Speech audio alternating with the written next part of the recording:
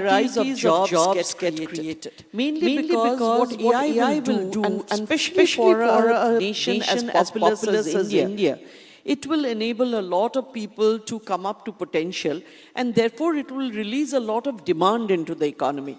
And as demand comes up, economic activity goes up, more jobs get created. Just go back to the time when the automobile first came into being. People were worried what would happen to the stables and the grooms and the coachmen. Now, obviously today, automobiles have created some of the largest work groups that the world has ever seen. So the fact is, how exactly and in what sector this work group will come, we do not yet know. But this much I know for certain, that as our standards of living go up, as we are able to lead, better quality lives, the demands that we will make on society will be much more. And not only in the area of IT, where, we are evolving so fast and therefore we are needing people, but even in other areas we'll begin to create newer kinds of jobs. And more than anything else, I think what's going to happen is, just as a lot of manual labor got taken over in the third industrial revolution, in this industrial revolution what's going to happen is a lot of repetitive work will all get taken out. Now, autonomous agents are becoming agents on their own right. They're able to do a lot of jobs. But does that mean that we will let them be, that there will be no oversight? That's never going to be the case. So what we will need are people who will be able to provide that oversight. So there will be lots of new roles that are coming up. And the only thing, as I said, is you have to lean into it. You cannot be, leaning out. You have to lean into it, and you have to be with the changes that are coming. And if that is the case, I don't think India has, very much to worry about. Anish, let me come to you now. As someone who runs a large and diversified conglomerate, including in IT, could you give us a rundown of what are the real challenges your businesses are facing today, especially in terms of raw materials, supply chain constraints, and so on? The challenges today are essentially to do with supply chain, and what we've seen is, so far it's good. We don't really see a major issue at this point in time. I agree with Uday that if the war goes on for another 30 days, if it intensifies again, we will likely see a ripple effect from a supply chain standpoint. What worries us most is about helium impacting semiconductors. That will impact multiple industries, not just for India, but across the world. For most other things, we've had the ability to source from various different places. So I would just say it's caused a lot of scrambling for our teams, a lot of effort being put in, but from a net impact standpoint, very minimal. We're not seeing an impact on demand either at this point, so the Indian economy is on a strong footing, and the key for us is to hope that the ceasefire stays as is. Well, we know you're not seeing any reduction in demand because we see the stories about the months of waiting list for your vehicles, so on demand front, I think you're fine. Just on a point on IT, there is a sense that while Gen AI will disrupt our IT services, a programmer in Bangalore who's equipped with, say, Cloud Code is more effective than he was before, than he or she was before, and two, than their compatriots elsewhere. Is that an effect that you think we will see play out? I see huge potential with AI, and I agree with Arundhati that there are going to be many more jobs created. And I see this as an opportunity for India, because India has a talent. And that will allow our industries to be a lot more competitive. And let me just give a few examples here. We are looking at AI in the paint shop to have a better quality of paint, actually use less paint, but have it more uniform and give a customer a better car as a result of that. We're looking at AI in welding. A simple process like welding typically requires destructive testing. Now you can do 100% testing through AI. In a holidays business, we're looking at AI in terms of creating a concierge for folks who come into holiday. In a real estate business, we're looking at that to give a better handover to the customer, because AI cameras can come in and look at every single crack that's on the ceiling or anywhere in the apartment and our ability to fix it. So I can keep going on. In our renewables business, we're looking at AI to have better generation of power from solar panels. And all of these are things that could not have been done before. So while we talk about jobs for AI, we're looking at AI as being deployed in each of our businesses in a much bigger way, and that's actually going to create a lot more jobs as we go forward. Sachin, let me come to you now. Both Uday and Anish said the big question is, will the war end in 30 days? What do you think? I don't think even Donald Trump knows that. So that's, but I have a different perspective to this war. And my point is that, today the world is not the same, what we've seen over the last 30, 40 years. The world has become a very volatile place, and something or the other is happening. And we as a large country cannot depend on, oh, an LPG tanker is coming, the ship has left, and my dinner will be made, cooked, or restaurants will be running because LPG is coming. We can, as a large country like India, we cannot depend on that. So what we need to do is, very quickly, we have to rely on the energy source, especially, of our own. Now, what energy source do we have? We have solar, sun, enough sun, right? We have wind, we have coal, and nuclear. So these are the 4 real energy sources that we have. So we must, as a country, we must really make ourselves truly Atmanirbhar by using our own energy source. For example, we can go on induction heating for home cooking. We have to popularize that. Rather than Prime Minister standing and giving LPG cylinders and counting whether how many % of Indian population has got LPG cylinder, we have to start doing how many people have got induction heating in their kitchen and electricity to be supplied to every village, which now more or less is there. So that is like for cooking. Similarly, for mobility, we must depend on electric cars, electric trucks, electric buses, which is definitely possible. We have to come out of our comfort zone because, every petrol bunk has, we are used to it, go and fill the gas and move on. We have to move to this new way of life because we cannot, this is an opportunity, this crisis must be taken as an opportunity and must not be left unattended, must not be taken for granted that, okay, 30 days, the war will be over and then we'll be back to normal. We must take it as a challenge. We must make it as a real opportunity to change our way of thinking and working. Udai, on that, let me come to you. India has historically been bad at reforming, but very good at reforming in the face of a crisis. Does this crisis offer us an opportunity to think of reforms, and what would your prescription be? I think this is a big opportunity. Having said that, we start from a better place than what we started in the past. So I'll just look at some quick numbers and then come to what we need to look at. We have give or take roughly about $550 billion of cash reserves. If I add gold and SDRs, keeping aside net of the shorts, we are at about $600+ billion of reserves. If things go bad, our current account deficit currently is running at about 45 billion a year, give or take 1% of GDP.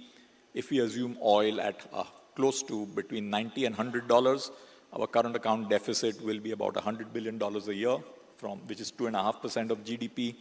And portfolios and foreign investments, March was an extreme month where we saw 14 billion go out in a month. But if I'm being more sort of benign about it, say if we give or take lose of $50 billion a year, that's a total of $150 billion which needs to be financed, and I'm keeping the debt part aside.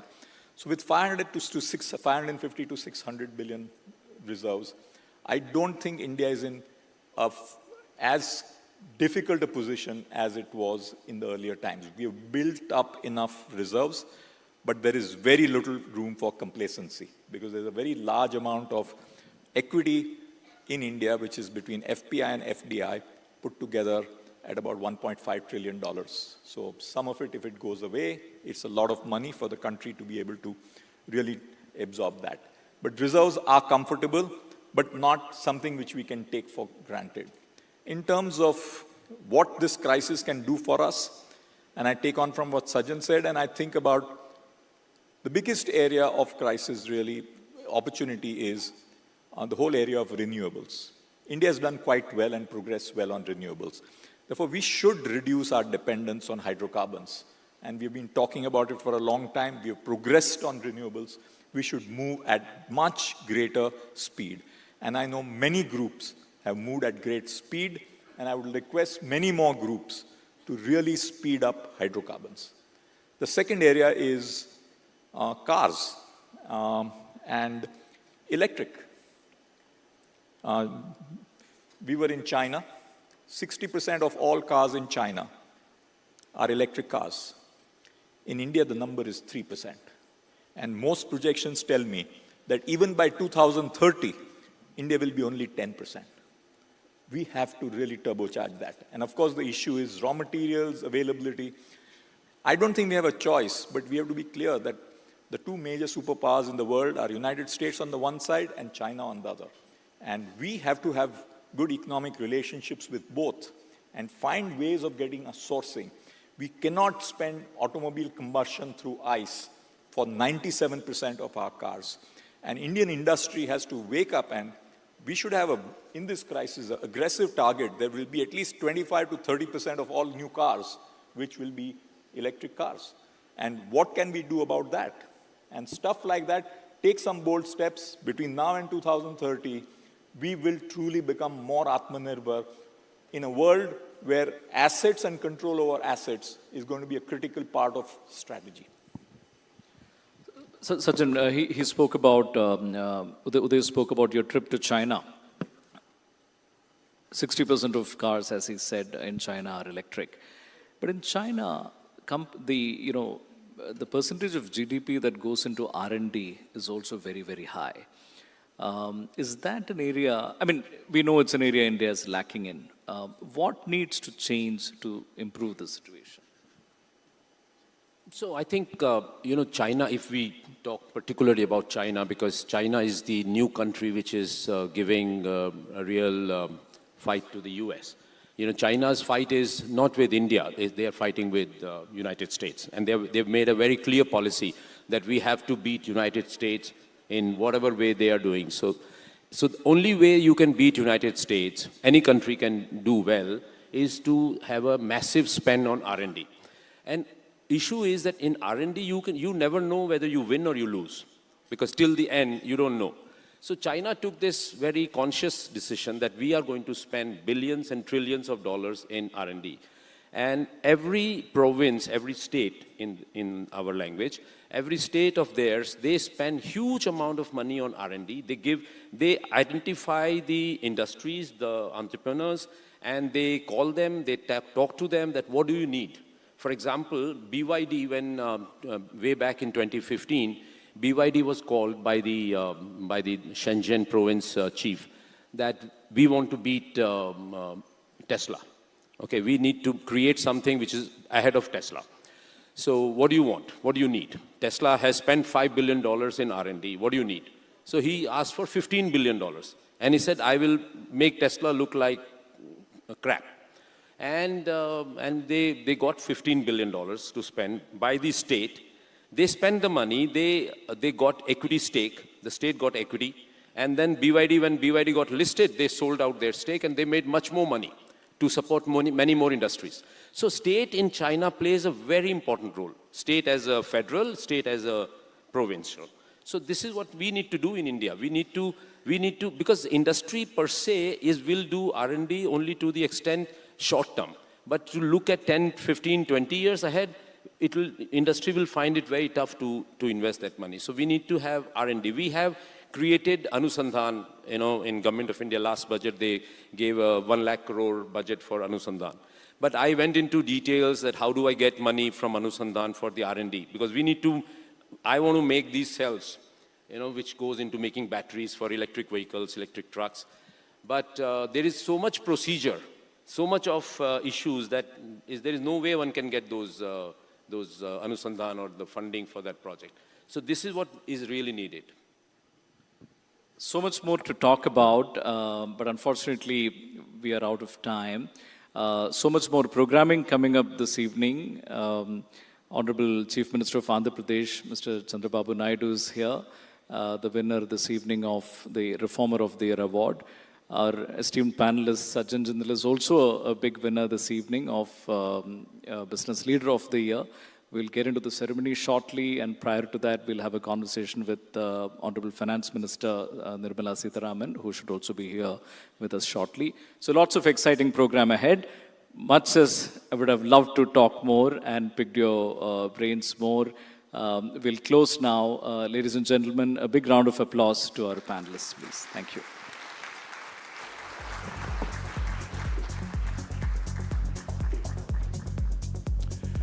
Ladies and gentlemen, a big round of applause once again for our wonderful panelists. Thank you so much for a chat that was candid, sharp, and deeply insightful.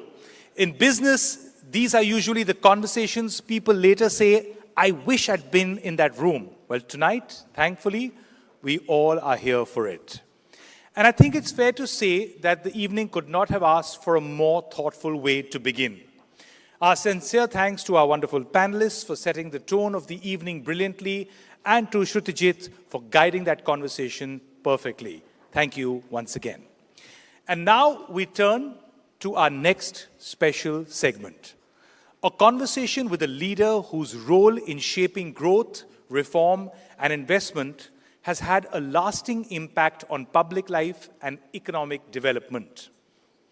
Over several decades, he has built a reputation for pairing political longevity with a sharp focus on execution. He has consistently returned to one of the big ideas that governance must not merely manage the present, but actively build the future. As Chief Minister of Andhra Pradesh, he has long placed infrastructure, technology, investment, and execution at the center of public policy, with a style of leadership that business has watched closely for years. It is our pleasure to invite none other than Shri N. Chandrababu Naidu to this stage. Thank you so much for being here, sir. Honor and a pleasure having you here. Thank you, sir. And he will be in conversation with Executive Editor of ET Politics, Pranab Dhal Samanta. Over to you, Pranab.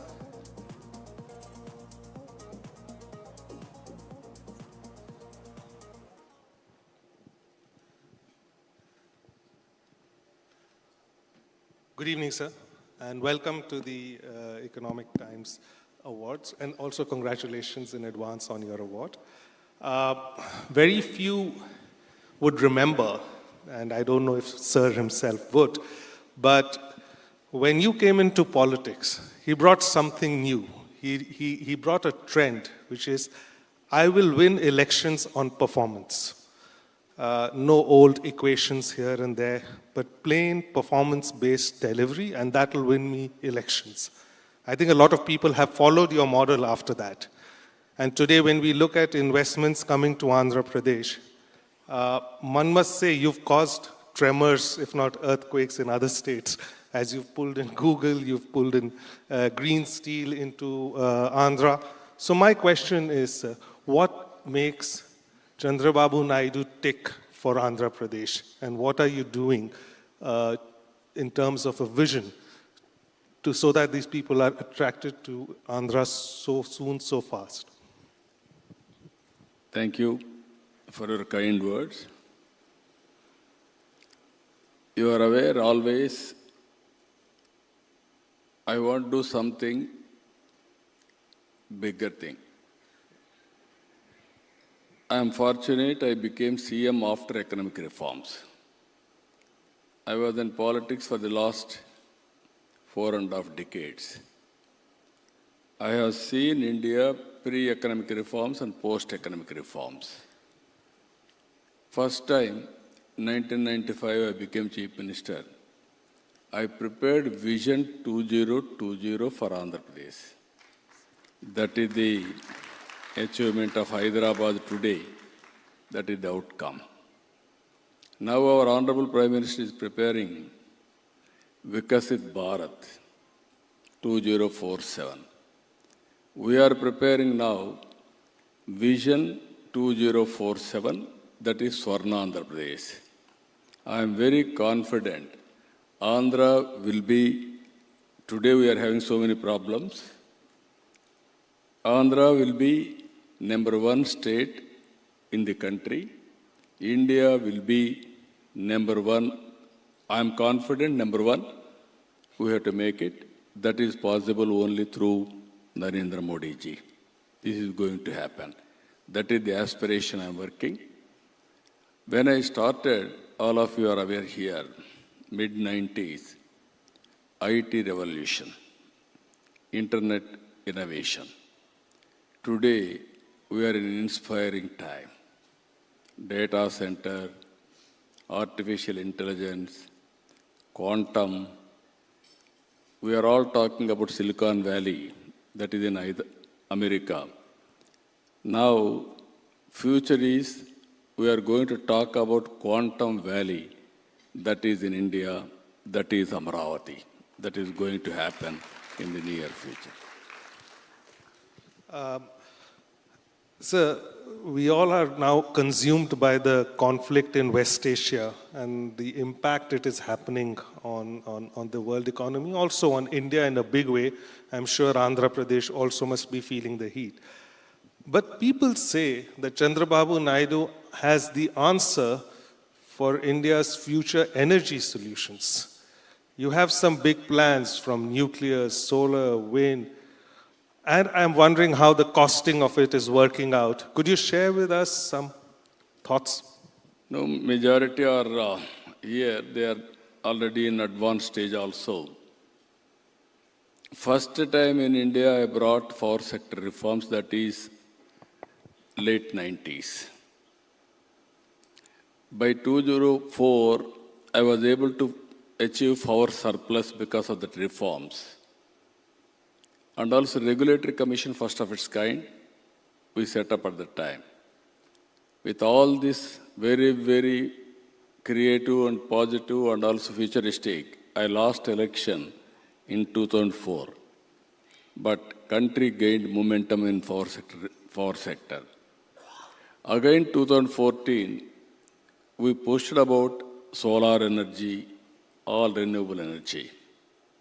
Today, I am in a position to push further green energy, either solar, wind, pumped storage, and battery, all solutions. If we can do this, India will be number one in the future on energy sector. As you rightly mentioned recently, we are all measuring diesel is different, petrol is different, gas is different, and power also thermal, all these things. Ultimately, we need energy to run anything, either factory or vehicle or lighting for everything. Now that is where I am working, cost-effective energy sector. India can be less dependent on West Asia, on the Then Gulf. automatically our Honorable Prime Minister has announced 500 gigawatts green energy by 2030. In that, Andhra Pradesh is going to contribute 160 gigawatts from Andhra Pradesh. Take it for granted. Already we are able to achieve nearly 90 gigawatts. That is the speed we are moving forward. Future is totally green energy. Earlier, I don't know where I am getting power. Today, I can generate power on my rooftop, in my field, and also I can use power. Any shortage, government can give through grid. That is where I am working. Prosumer concept, not only domestic.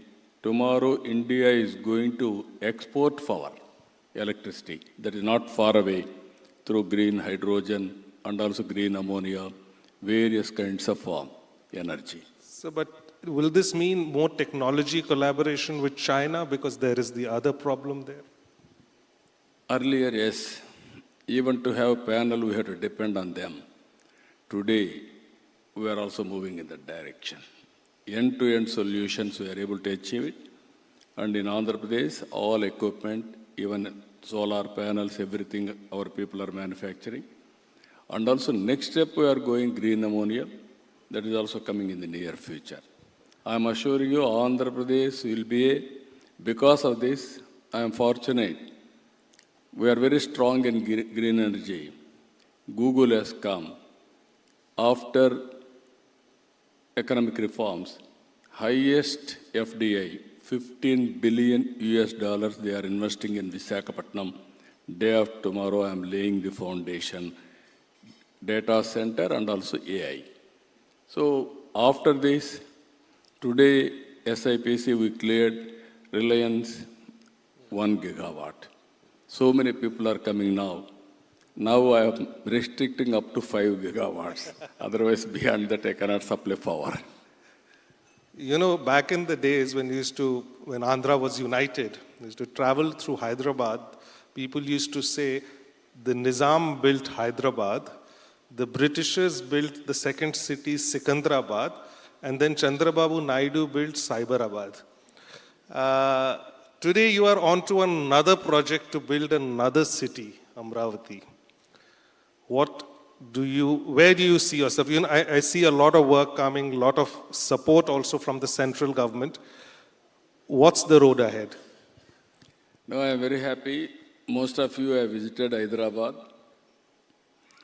We had two cities, twin cities, Hyderabad, Sikandrabad. Then I added one more city, that is Cyberabad. Today, after that, outer ring road, 165 kilometers, and best airport, and also we laid strong foundation for knowledge economy. Today I am proud to say, Hyderabad is the best livable city. And Telangana is having highest per capita income. That is how we built that city. God has given me one more opportunity to build another city, that is Amravati. You are all aware, in our mythology, God's capital is Amravati. This is people's capital, Amravati. I am assuring you, anybody wanted to live more lifespan, come and settle in Amravati. That is the future city, green and also blue and also total green energy and also net zero concept. That is how we are building. Hyderabad plus is Amravati. Center is also cooperating. We are going to build one of the best futuristic city, that is Amravati. So while you talk about the performance and the way your delivery has actually resulted in votes, but you've also lost elections in the process. When you look at the freebies culture and what it has done to Andhra Pradesh economy, and you are now trying to fix it, do you still believe that somewhere, just along with performance, these freebies have become a necessary part of your fiscal condition? Always I am saying only one thing.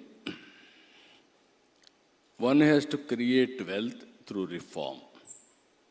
Then only we can give welfare. Without creating wealth, you cannot generate revenue, you cannot sustain the overall economy. This is where I am arguing. As you rightly mentioned, elections we are winning, but if you do properly, if you lose one election, again you will win subsequent election because of our credibility. Exactly, Andhra Pradesh, all of are here. Now, what type of society we wanted to see in future? Only billionaires, millionaires, or better living standards for everybody. That is where I am working now. P4, P3 is public-private partnership. I am adding one more P, public-private people's partnership. There is a CSR. We are having capacity also. Even I born in a small way. Even our Honorable Prime Minister is always saying, he born in a small way. But he has given direction for the nation. And also I can say proudly, right time, right leader, right place. That is Narendra Modi ji. Best performer and also reformer for this great country. So what I am suggesting all of you, it is our responsibility to uplift society. Ultimately, we have to reduce the inequalities between haves and have-nots. Every family should have better living standards, but not only creating wealth, but at the same time, you have to bridge the gap. That is where P4, I made it MBK, Margadarshi Bangaru Kutumbam, 10-20, top 10%, bottom 20% we have to adopt, short term, medium term, long term. You have to invest some time, management techniques, everything. Ultimately, we have to build overall empowerment of that family.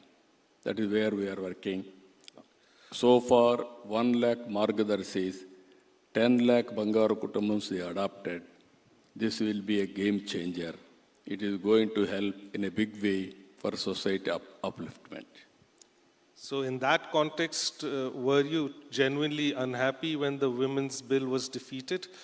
And, but at the same time, we were quite confused because you supported the bill, but many other southern states, for the fear of delimitation, population issues, did not. How did you process the thought and the vote for your party? No, this is a very important issue. Gender equity and empowering women is very, very important. What government of India has done, right thing. Even around 2001, Vajpayee ji has brought Reorganization Act by keeping 1971 census. And also this is not the new approach. In 1996, first time Devagowda brought women reservations. At the time I was a United Front convener. Congress party didn't support. After that, BJP, Vajpayee ji, NDA government, 3 times he brought it. He was unable to push it. 2010, UPA brought reform for the women reservations. BJP supported in Rajya Sabha. Now 2023, all parties supported unanimously women reservations. Today, why they are opposing, I am unable to understand. PM has announced, Amit Shah has announced very clearly, 50% enhancement of seats for every state, uniformly. Andhra Pradesh, I am having 25. 13 seats will increase. UP will have 80. 40 seats will enhance. Tamil Nadu is having 39. 20 seats will increase. What is the problem? I am unable to understand.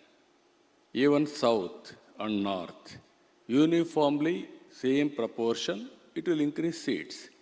Now, men also will be very happy. Number of seats are increasing. Women are getting 33%. This is only the way, best solution for the nation to get women reservations. According to me, unnecessarily they are making this issue. Anyway, all women, here you are seeing, I am very happy. Most of them are women. I am proud. In politics, less women are participating even today. So it's an opportunity lost? It cannot be.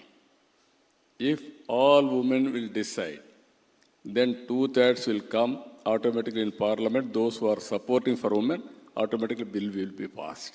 I am telling you. So you have had the opportunity to work with various governments. You worked with Vajpayee ji, you worked also with United Front, so many prime ministers. Prime ministers have looked up to you. And today you're working with Modi, you shower so much praise, but would you dare to compare what makes him different, or what is, if you were to compare your experiences with other prime ministers? I have seen so many prime ministers. I have seen industrialists also. Today you are giving award for me. Not today, long back they have given me same award, 25, 30 years back. Regularly I am going to Davos, not once. Even now I am going to Davos. This is where I wanted to meet investors, promote investment, encourage entrepreneurs, then only it is possible. Now, earlier I have seen prime ministers, and also I have worked with presidents of India. Now I am seeing a prime minister. The present prime minister is a very, very well versed with all developments. Technology is very strong. He is a strong reformer and also performer. Even earlier I used to claim I am doing better. Now I am openly saying our prime minister is better than me. He is always very, very progressive. He is bringing so many reforms in administration also. Everywhere there is one cabinet secretary nominated. Each state they are sending one secretary as a nodal officer. How to simplify the procedures. Even how to make government pro-investment. It is not favoring investors. If you can do that, simplification everything, and automatically investment will come, business will take place, wealth will be created, economy will be improved, then poverty we can eradicate. That is where he is working. We are very happy. Thank you so much, sir. And please also, I would like to take the opportunity to welcome the Honorable Finance Minister, Ms. Nirmala Sitharaman, who joined us. And so without wasting much time, my last question, and absolutely last question, is you are doing a reverse thinking on population policy. Where does this head? No, this is very important issue for all of us.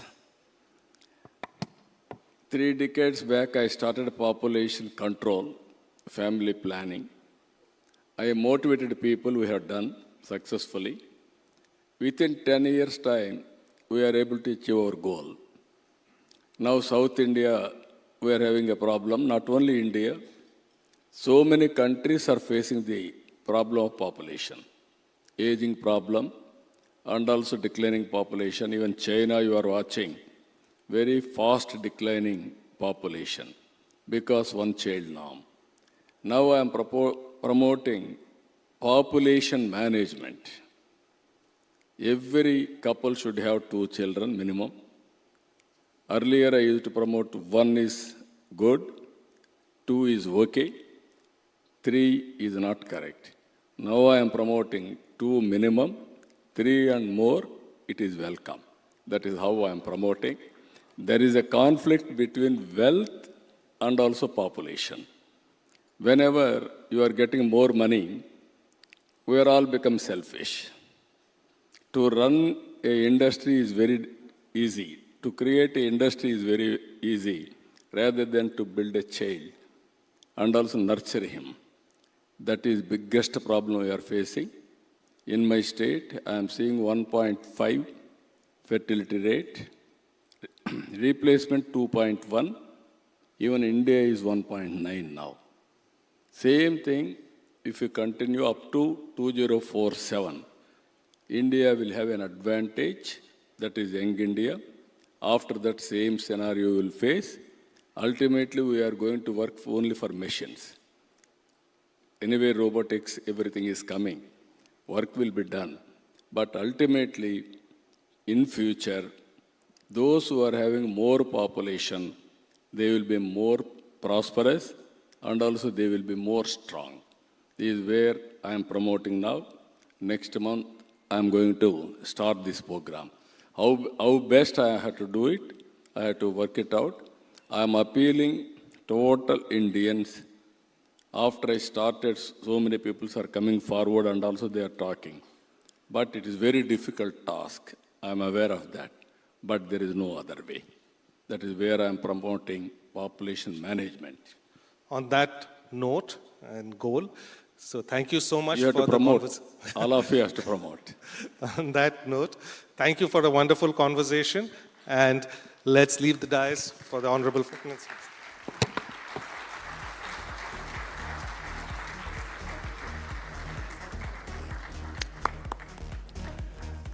Thank you, sir. Thank you so much. That was a fascinating look at what it takes to build with both scale and speed and stay focused on the long term while navigating the present. Thank you once again, sir. And thank you so much, Pranab, for that wonderful conversation. Now, ladies and gentlemen, our next guest really needs very little introduction, though I'm going to attempt one anyway.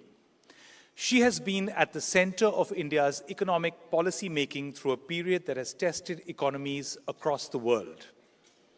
During that time, India has remained one of the fastest growing major economies with a clear and sustained push on infrastructure and investment and a steady commitment to fiscal discipline.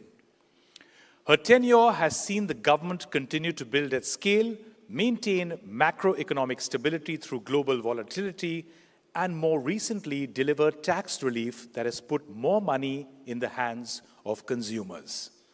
For India Inc., that has translated into something very important: confidence. Confidence to invest, to expand, and to plan for the long term. Ladies and gentlemen, it is my privilege to now invite the Honorable Finance Minister of India, Srimati Nirmala Sitharaman, to this stage. Thank you so much for being here, ma'am. It's wonderful to see you again.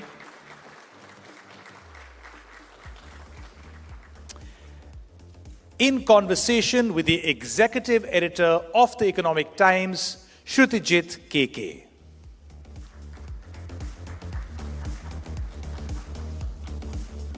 Over to you.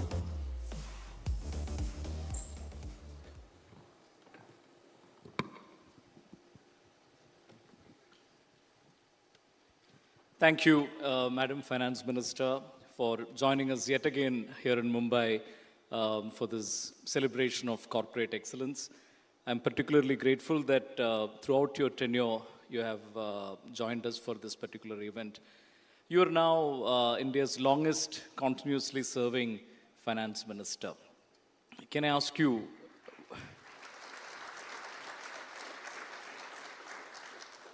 you've handled a lot of crises, a lot of reforms, it's been a hectic time.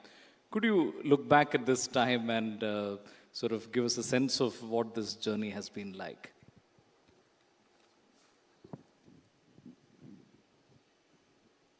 I'm not sure if I'll be able to summarize anything. Journey, no. I don't look at it like that. I'm all right carrying on with my assignment. But last few years for not just the finance ministry, but in general, has been very challenging. And I'm sure industry leaders, business leaders also have this feeling that never before has there been a stretch of, let's say, 6-7 years, each year posing a different challenge. That's been my experience as well. As we look at the situation in West Asia and the crisis that has been unfolding for several months now, during your tenure in office, you've handled many crises. One, do you look at this and say, look, this is a little different? Or, is it quite similar to past crises? And what is the source of resilience that India has to navigate this? I don't see it as something which is very different. Uncertainty marked COVID. Uncertainty marked Russia-Ukraine. Uncertainty marked Israel. And now Hormuz. Uncertainty, unpredictability, and challenge for critical inputs that India and its economy needs, fertilizer, fuel, and so on. So it's just seemed to be unending, relentless challenges for these particular commodities which are so critical, not just for India, for any other country as well, but particularly for us because maximum import is of the crude and related products. But the blessing that we have is we have the refining capacity. We can, what little we get, we use for our country and also being able to export. But the uncertainty is the main issue. And the second part of your question is, what is it that which we have as a fallback or as a cushion to take this shock. I think the Indian population and its consumption, essentially your domestic consumption is what is giving you that shock absorbing capacity, if you would want that expression. So as long as we are not going to fail in keeping our consumption boosted and well supported, we can be sure to weather the storm. So that I would think is the biggest support that we have for our economy. Crude has been testing $100. Crude has historically, oil prices historically has been one of our key macroeconomic vulnerabilities, feeding into, fertilizer prices and everything. So how do you assess the trade-offs in terms of protecting growth, managing inflation, and maintaining external stability?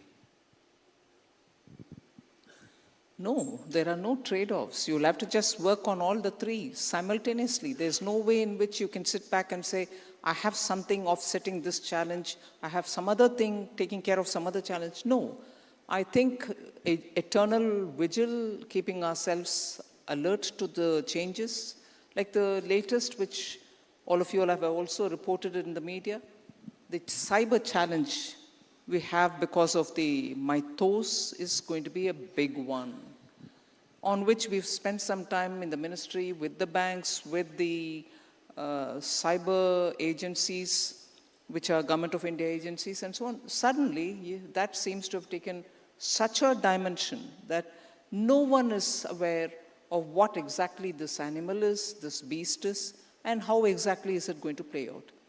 Now, would you have imagined a couple of days or a couple of weeks ago that there is this new threat, which is as big as the threat of the war, which is going to hit us in terms of our entire digital network? That digital network, digitization, has brought in such a great change for India. It's a fantastic force multiplier. But now, again, like any other threat, any other cyber threat, you would think, oh, one more. No, this is a totally different thing and of some dimension which we are yet to grapple. So like that, I think it is just a world where things are changing with such rapidity, we'll just have to keep eternally vigilant. Actually, we reported the story that the NASSCOM itself has written, the representative body of India's IT sector has written to Anthropic, specifically saying our companies should be given access. And they've given access to 40 companies globally, some of whom they have disclosed, all of which are American, rest of which there is no transparency. Now, on a key matter like this, which really could undermine, all kinds of cybersecurity, especially relevant for banking, so many senior banking leaders are here today.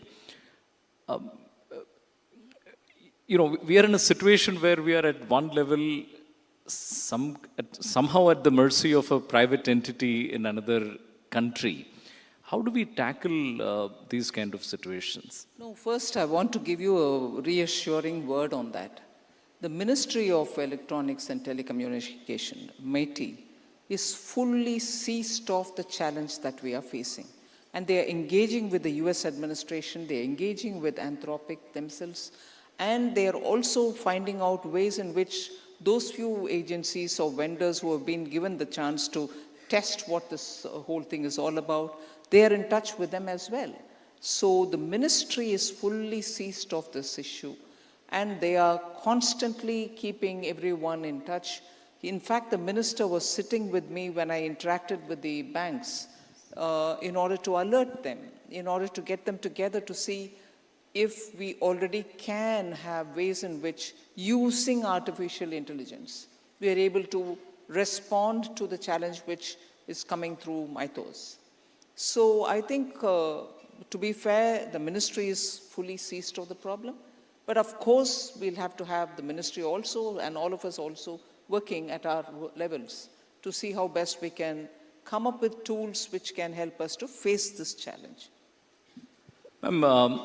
One thing that recent weeks and months have really reinforced is that energy is not just about prices, but also about access. Even if you have the ability to pay, just accessing it, for countries around the world, it has become very clear it can be challenging at times. What should India do going forward to secure India's energy security? Energy security in relation to taxes. No, I mean, with international routes getting affected, where just being able to access energy can be difficult. I think India has been, I'm not saying this because I'm part of the government. India has been very clear that its priority is its citizens and their, requirement for energy. And since when, soon after COVID, when prices crashed also, the Indian government has been conscious that every opportunity to give us the comfort in terms of keeping our strategic reserves completely filled and ready, and when prices went up, to give the support required for the oil marketing companies, which have to bring the products, first of all, into the country, and then refine, redistribute, and so on. So we have, I think, been very clear that what suits Indian interest will be the top of our priority. Source it from wherever. Source it from wherever it is cheap. Source it wherever who can give us in time the requirement that we have. We have never kept this list of our priority aside. So irrespective of what anyone would say, I think the Indian government put India's interest on the top. And we have been very clear to obtain crude oil and make sure that our energy requirements are met with India's priority on the top rather than any other consideration. Should I then read that as a guidance about what could happen with regard to, say, fertilizer subsidies? Are we saying that we will prioritize fulfilling and availability of fertilizers and fulfilling all subsidy obligations, even if it is at the cost of the fiscal glide path to which you have assiduously stuck to? I'll answer that by saying, didn't we do that during COVID? When the fertilizer prices abroad went shooting and hitting the roof, we still bought them at that price and made sure that the supply disruptions do not happen. And above all, the price doesn't get further transmitted to the farmers. The farmers kept paying the same price. We never pushed forward with putting that burden onto the shoulders of the farmers. Farmers paid the same price as before. And therefore, this question, I think, is more for us all to look at what the performance of the government has been even earlier. We've seen, now I'll come to the matter of FPIs and FPI outflows and FDI flows overall. We've seen for past several years now sustained FPI outflows, and we're more recently also seeing some weakness in FDI numbers. Now, is this part of cyclical global trend, or are there domestic factors we need to address to improve the situation? I have a difficulty. The moment I answer one way, even if I state the fact, it becomes a headline affecting the sentiments. Stating facts for a minister is becoming a limiting factor. And if I don't say the facts, I will have Shrutijit write, the minister was evasive.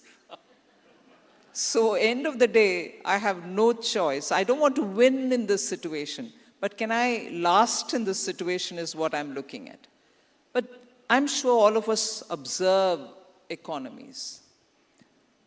And once earlier when I had said, after all, when many of them book profits, they go out, oh my God, every authority in this world who had an access to a phone was telling the whole world, is this finance minister conscious of what is happening? It's going out. I mean, do I join this league to say, no, not that, but this? No. Every factor, profit booking or looking at global situation, global uncertainty, rupee-dollar exchange rate, everything will hold good when somebody wants to go out. And I'm not undermining the seriousness of the issue. I'm not saying I don't need the money. I don't need investments. I'm not saying that. First of all, sorry for a diversion. And look at, when you want to answer, you're padding yourself with so many riders and saying, don't take it like this, don't take it like that. I'm not saying this, but I'm saying, the world has become like that. You know, you're not allowed to say things without caveats added. But the fact remains that despite the fact that your fundamentals, your macroeconomic fundamentals remaining absolutely sound, and even now, just a week ago when World Bank and IMF came up with India's figures, they said we still continue to be the fastest growing economy. And that cannot be without basis. And even at that time, not one of the primary indicators that you picked up, your foreign exchange reserve, your inflation management, none of that is still worrisome. But despite that, yes, the funds are going out, the investment monies are going out. There are, I think I've said this earlier, there are more than just the commercial or the money market principles which govern flows, as it were. You tend to think if your macroeconomic fundamentals are fine, money will flow. And that's normal assumption. No, it doesn't. There are other considerations which are holding. And we can always flag ourselves or flog ourselves and say, more reforms are required. We are ready. Prime Minister is always keen to say, go ahead with reforms. We need to be easier an economy for people to come and invest and operate, and manufacturers, MSME, everybody should have it easy so that they can function. We are not against reforms. But is it just that?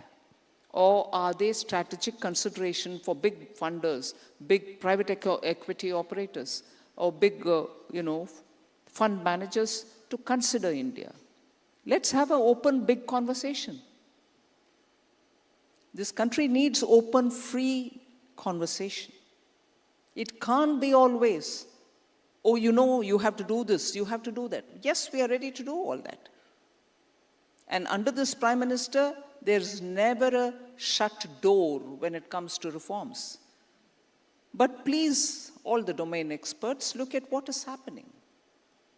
Tell us, is it our fundamentals which is worrying? Is it our inflation, which has been kept completely under the control for the last 1.5 years? Yes, the exchange rate will be a consideration, serious consideration. Another consideration that market participants often point out, and we've discussed this in the past as well, is the dual incidence of having capital gains as well as securities transactions tax. At this stage, is this something that the ministry is reviewing, or you think there is a case to review? Again, a question which has been asked since the time I've come into this ministry, every year. And if that is again, I'm looking at ways in which I can answer without irritating anybody who thinks I'm not catering to their requirements. I'm not giving the answer that they want. I have that difficulty, but with that said, I'm still saying, 23-24, India saw highest investment into the country. Did it or did it not? 23-24 or 24-25? I would think 23-24. Even then, we had the tax on STT and capital gains. Yes, there was a time when everybody said, if you had long-term capital gains tax, it was a promise given some time ago that STT, the tax, would be removed. We've heard it. I understand the logic.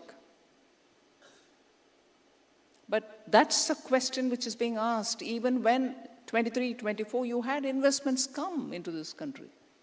So I'm neither saying yes, nor am I saying no. Please don't read, oh, she said this, so tomorrow she's going to remove STT. I'm not saying that. Nor am I saying it's right to continue with both. I'm not saying that either. But let's look at the context before we answer. Having had the privilege of interviewing many times, I've never seen you give so many caveats. So that's that's also You new. know, they say, right, as you go through the experiences, you learn. Every year I'm adding newer caveats because I learn from Srutijit. Ma'am, but you said this. Ma'am, but you said that. So, please. Earlier, my fear used to be, will it become a headline tomorrow morning? I don't want a headline. Now I'm worried about many other things which come in the conversation. Ma'am, about the stake sale in IDBI Bank, is this a recalibration of the process? Is there an overall rethink in terms of our disinvestment strategy? Where does it stand? IDBI will go through the formal process. I think the explanation was given on why it couldn't go through the last time. So the valuation issue. So no, there is no halting IDBI. It'll happen. You know, India has historically been very good at, bringing in fast-track reforms in the face of external shocks. Right now, there is an external shock. Do we have enough structural reforms that are on your radar that, you think this is a good opportunity to work on? Every challenge is an opportunity. There's no doubt. We will carry on with reforms. We will carry on with further, not just finance ministry. Every ministry is working on how best we can ease, the compliance norms, the regulatory stiffness. So work is happening on that, and you'll see gradually a lot more things happening. Any tactical measures or relaxations for the industry that you're planning in the wake of the West Asia disruptions? I don't know what tactical means here, but just as when you had the US tariff, we came with a package to help those who were exposed to the US market. Similarly, I think in December last year, we came up with a package again for people who are affected. There is also a discussion on I think it was even announced that we will give support similar to the support which was given during COVID, emergency liquidity credit guarantee scheme, something of that order for most of the units which have been affected because of the raw material supply disruptions, price going up, insurance risk. So all this is being kept up in mind, and things are being worked out. Since the clock is blinking, I want to ask you a couple of political questions before we end. What do you make of the high voter turnout in West Bengal and Tamil Nadu? The normal cephalogist analysis would say when there is a strong anti-incumbency, when there is a change in the government, that's when there is a voter turnout of this kind of a significant number. And I guess, therefore, there will be a change going by this, voter turnout. There will be a change in West Bengal and Tamil Nadu. And what is it about your party, ma'am, that so many opposition leaders around the country seem to want to leave their parties and join yours? What is the formula? Formula is you run a responsive government, be a party which touches all the sections of the country, and be absolutely fair in dealing with every section of the society.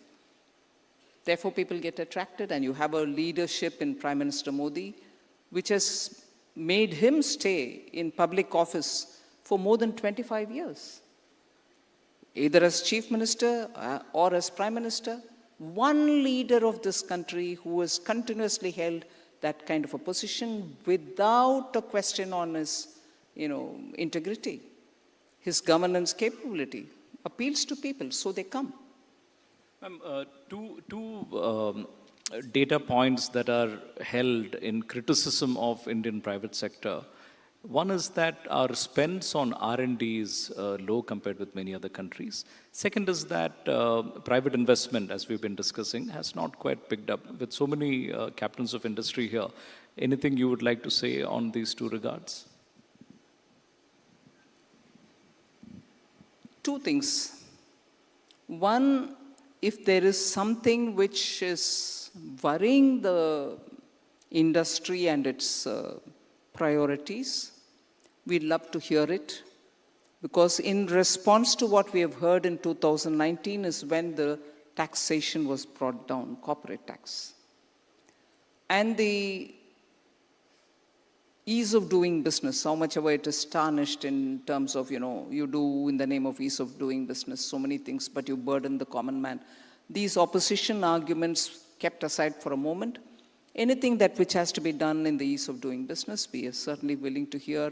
And any other difficulty that stops Indian industry from expansion or capacity building or investing in newer technologies, artificial intelligence, your production formula itself is going through a change. So anything, we'll be open to hearing and responding so that industry doesn't feel that it wants to move ahead, but there are some things which are holding industry back. That's one. And second, I repeat this line which I've said earlier. India's domestic market still needs a lot of things for itself to be manufactured here in India. Everything that comes as import gives an opportunity for manufacturing it within the country, whether it's finished goods or intermediary. Why would we want to import when industry in India can produce that? There can, of course, be some items which you can't because of certain technology requirement which you may not have. But there are others.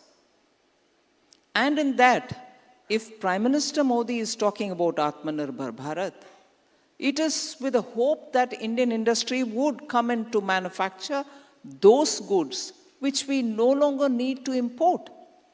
Would you want to consider that as a business opportunity or not? So it's one thing for us to go on saying Atmanirbhar, another also to make sure Indian industry gets all the support, but imports don't come down at all. How does that get explained?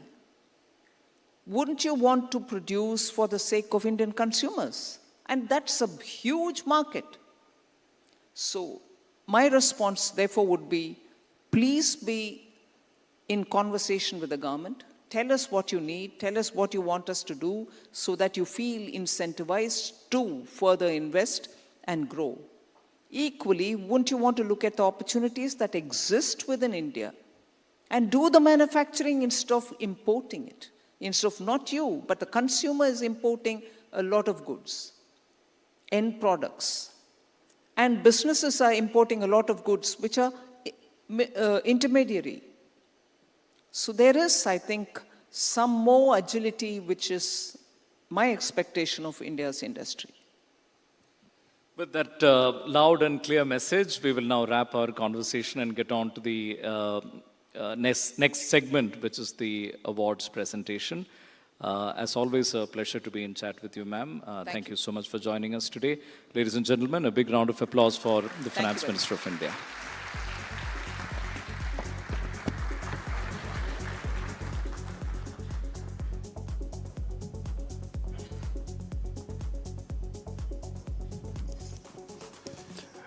Thank you. And ma'am, requested to please stay on stage with us. What a wonderful and fascinating conversation. Thank you so much once again, ma'am. Thank you for your clarity, that perspective, and for always reminding us that calm can be a form of leadership. And who better than Shrutijit to have this wonderful conversation with? Ma'am, we will request you to please be seated with us on stage. Thank you. And now I'd like to invite on stage the Honorable CM of Andhra Pradesh, Shri N. Chandrababu Naidu, to please join ma'am on stage as we are about to step into the next segment of the evening. Thank you for once again approaching the stage, sir. Thank you.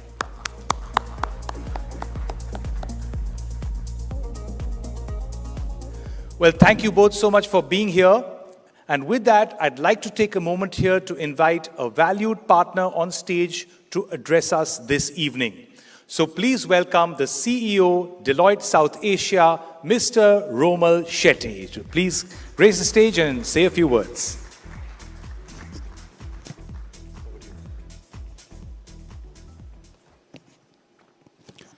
Honorable Finance Minister Nirmala Sitharamanji, Honorable Chief Minister Chandrababu Naidu Garu, distinguished leaders of India Inc., ladies and gentlemen, good evening. When I look around this room, I don't just see leaders of India Inc. I see the people who will decide how India shows up in the world over the next 25 years. It's a privilege to stand before you, the authors of India's next chapter. India has navigated a world that has moved from one crisis to another, from the COVID pandemic to Russia-Ukraine conflict to Gaza and now Iran. Through each phase, India has shown resilience anchored in a strong macroeconomic foundation and an increasingly anti-fragile structure. And yet, the environment we are operating in is becoming more demanding by the day. Risks have multiplied. Single-source dependencies, opaque data infrastructure, and cyber risks, institutions built for a stable world that no longer exists. The disruption is structural. It will not reverse. The question is not whether disruption comes, it's how fast you respond, how fast you recover, how decisively you respond, and whether you're built to thrive. India did not just get lucky. The world got complicated. We were ready. India is no longer participating in the global tech wave. We're shaping it from quantum to semiconductors to AI. Innovation is converging at scale. Our work with Niti Aayog is focused on building open, shared foundations, enabling India not just to adopt deep tech, but to industrialize it with trust and interoperability. We're also seeing audacious leadership at the state level. Leaders like Mr. Naidu have demonstrated what it means to act with intent, opening up ecosystems, attracting investment, and building technology-led governance models. These are not accidents. They are choices. Choices that reflect conviction in India's future and a willingness to act ahead of the curve. India is building its own stack. That is the difference between dependency and sovereignty. That brings me to something that demands more honest attention. India's individual adoption of AI is ahead of many developed nations. At the same time, corporate adoption is still catching up. There is a visible gap between how Indians use AI personally and how companies deploy it strategically. That gap is both a competitive risk and a leadership responsibility. And beyond the boardroom lies a real opportunity. 490 million informal workers still largely outside the technology revolution. Productivity, credit, skilling, and access remain offline. Our work with the Niti Frontier Tech Hub shows India can democratize technology, not as a product to sell, but as a public good to share. This is where corporate India has a defining role to play. The role is not just an investor, it is the architect of more equitable technology future. India is democratizing technology at a scale no country has attempted, and corporate India must lead that. As we look ahead, two qualities will define what corporates must now aim for. The companies that will define Indian businesses in 2047 are making their fundamental choices right now. Some of them are in this room. The first is the audacity, the willingness to bet on the future before it's obvious. Build capabilities that your current business models don't require and move not when the market forces you to, but before it does. The second is resilience, not the resilience of endurance, but one that is rooted in transformation. Embedding technology so deeply that every disruption becomes a door, not a wall. This resilience is built through technology, not despite it. Disruption tests character. What we're celebrating tonight is not just performance, it's the character of Indian enterprise. As we move towards Viksit Bharat 2047, we must understand that the journey is not a government promise. It is a private sector assignment. The awards recognize what has been built so far, but what comes next is the real test. Congratulations to all the winners and to everyone in the room who continue to build, shape, and lead India's future. Thank you, and Jai Hind.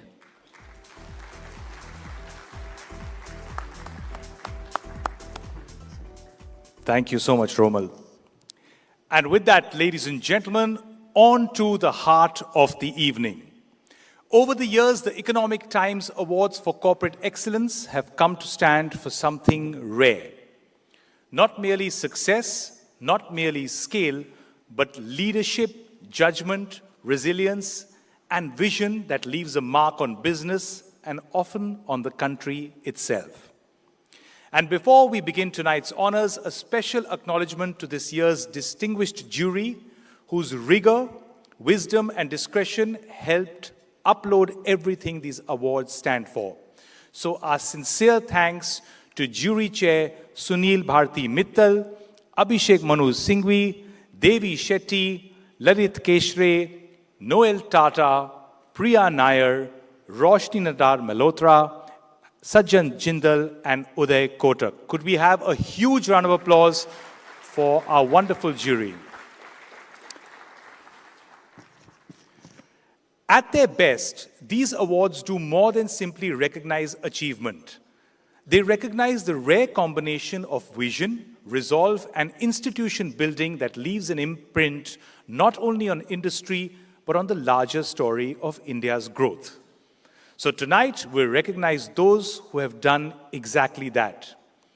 So without further ado, let us begin the 26th edition of the Economic Times Awards for Corporate Excellence.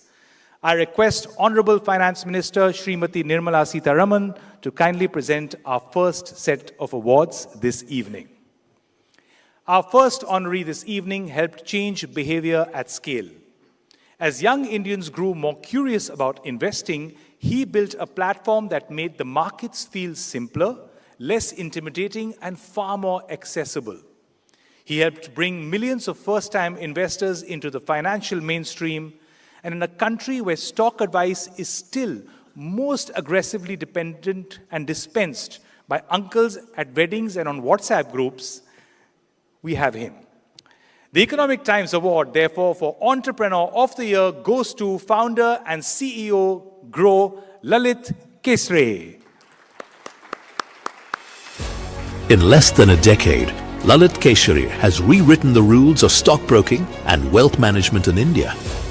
What began as a Bengaluru startup is today the country's largest mutual fund distribution and stock trading platform, overtaking legacy bank-backed brokerages and profitable fintechs that once dominated the space. Lalit built Grow to expand rapidly while keeping the company firmly in the black, a rare feat in India's startup landscape.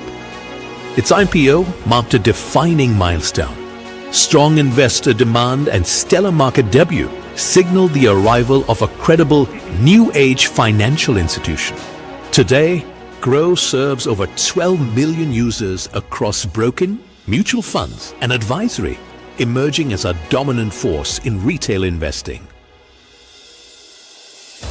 For building a formidable financial powerhouse rooted in trust, discipline, and scale, Lalit Keshre is honored as the Economic Times Entrepreneur of the Year.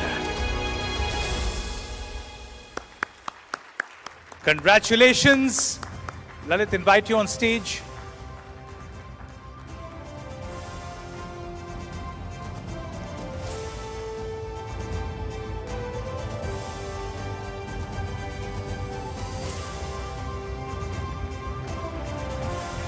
Entrepreneur of the Year 2025. Lalit requests you to please say a few words.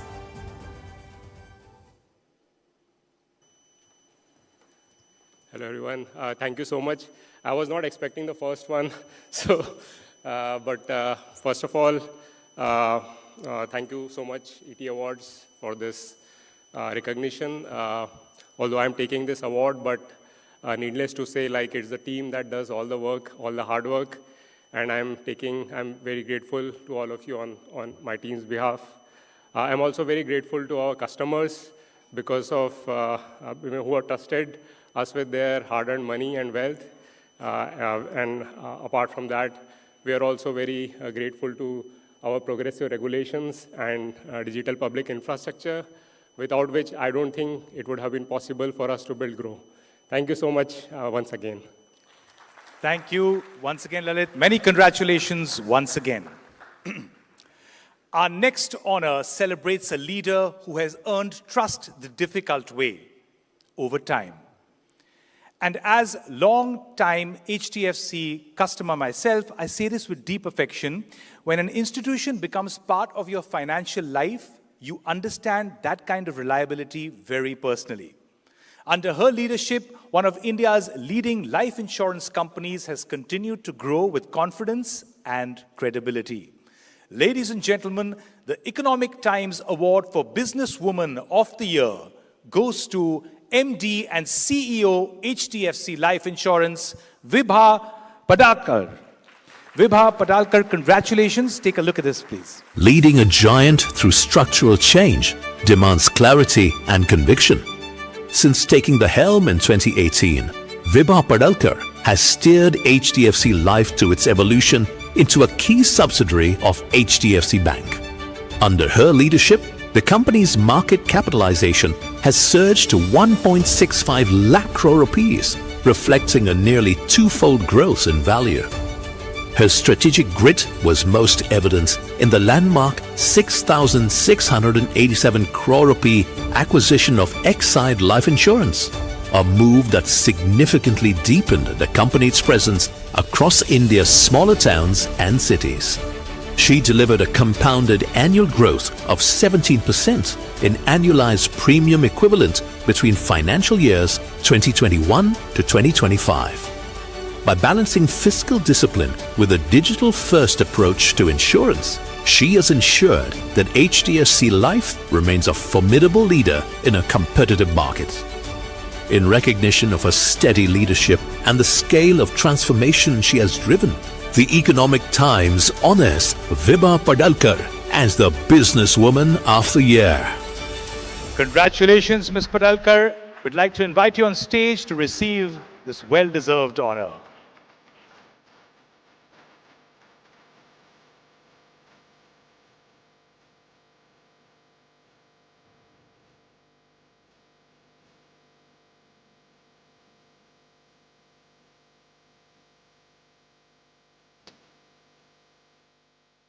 Congratulations, ma'am. Request you to please say a few words.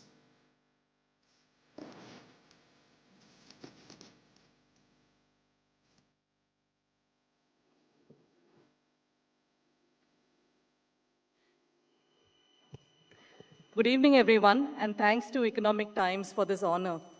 I'm deeply grateful to the jury, humbled to receive this award in the presence of our Honorable Finance Minister, Madam Nirmala Sitharaman, Honorable Chief Minister of Andhra Pradesh, Sri Chandrababu Naidu Garu, and all the distinguished leaders gathered here this evening. You know, on a lighter note, they say women leaders are good at juggling many roles. Tonight I will add one more, that I've been asked to keep this speech within 2 minutes, so I'll try that.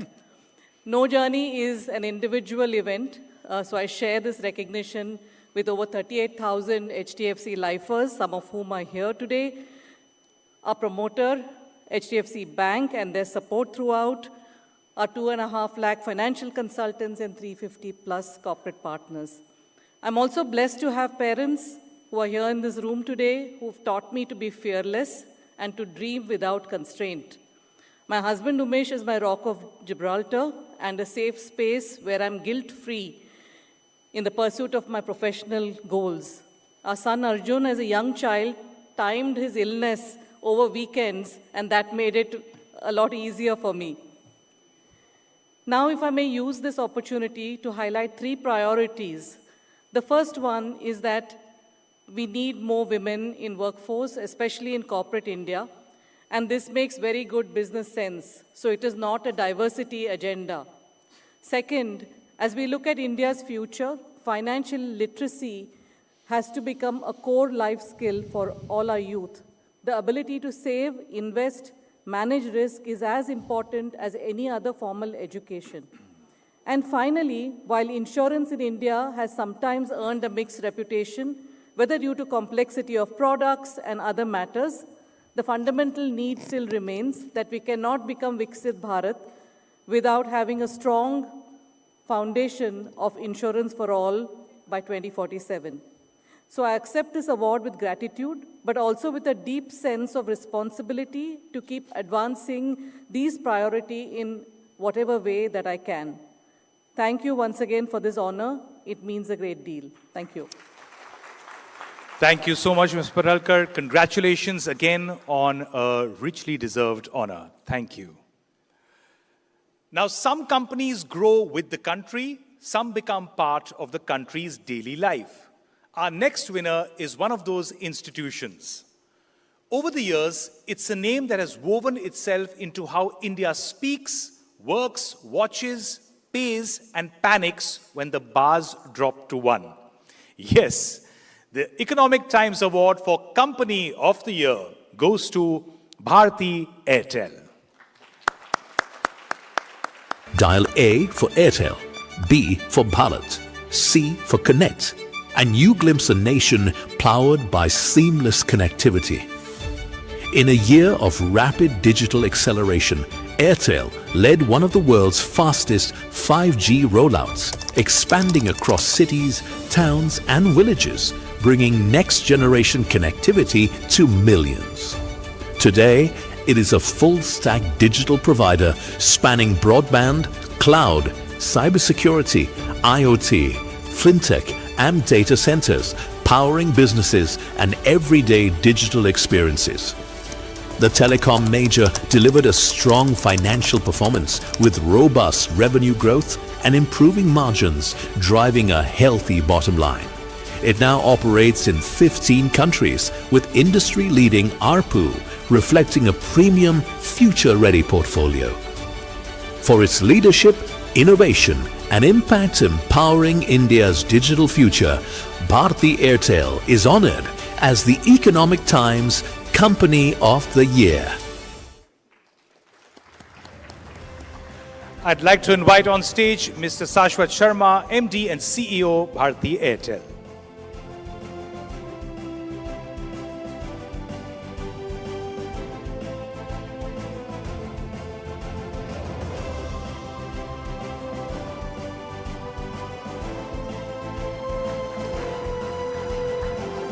Congratulations, sir. This one speaks to real institutional scale. I'm going to request you to kindly say a few words.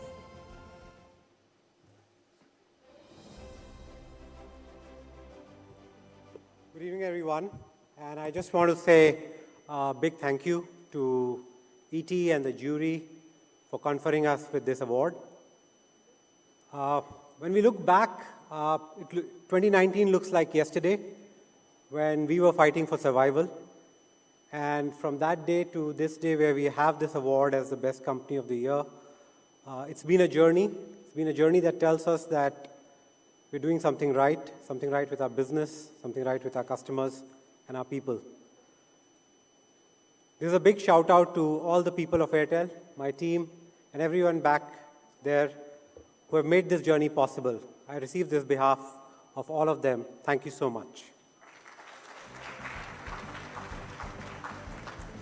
Thank you so much, sir. Congratulations to you and the entire team at Bharti Airtel. Congratulations.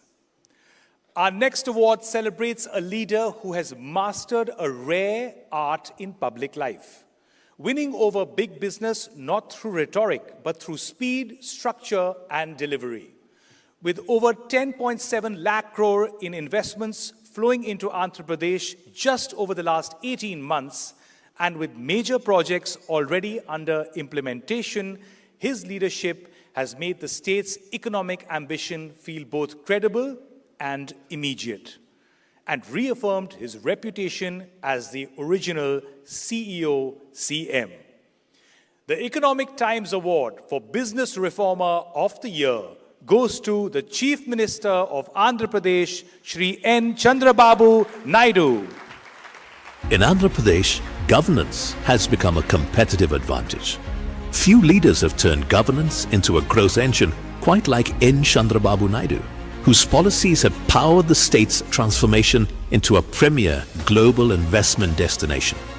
Operating as the original CEO Chief Minister, he has brought a new, tech-based rigor to governance. In just 18 months, his sector-specific policies have secured 10.7 lakh crore rupees in approved investments, including landmark projects such as a $15 billion data center cluster by Google and India's largest greenfield steel plant. Renowned as an early proponent of IT, who established Hyderabad as a tech hub, his vision for creating new cities continues with the development of Amravati. Today, the same vision ensures that immense economic growth directly cross-subsidizes crucial welfare schemes for the underprivileged. N. Chandrababu Naidu is presented the Economic Times Business Reformer of the Year award for his bold policies and relentless drive to transform lives through enterprise. Congratulations, sir. Ma'am, I will request you to please present the award.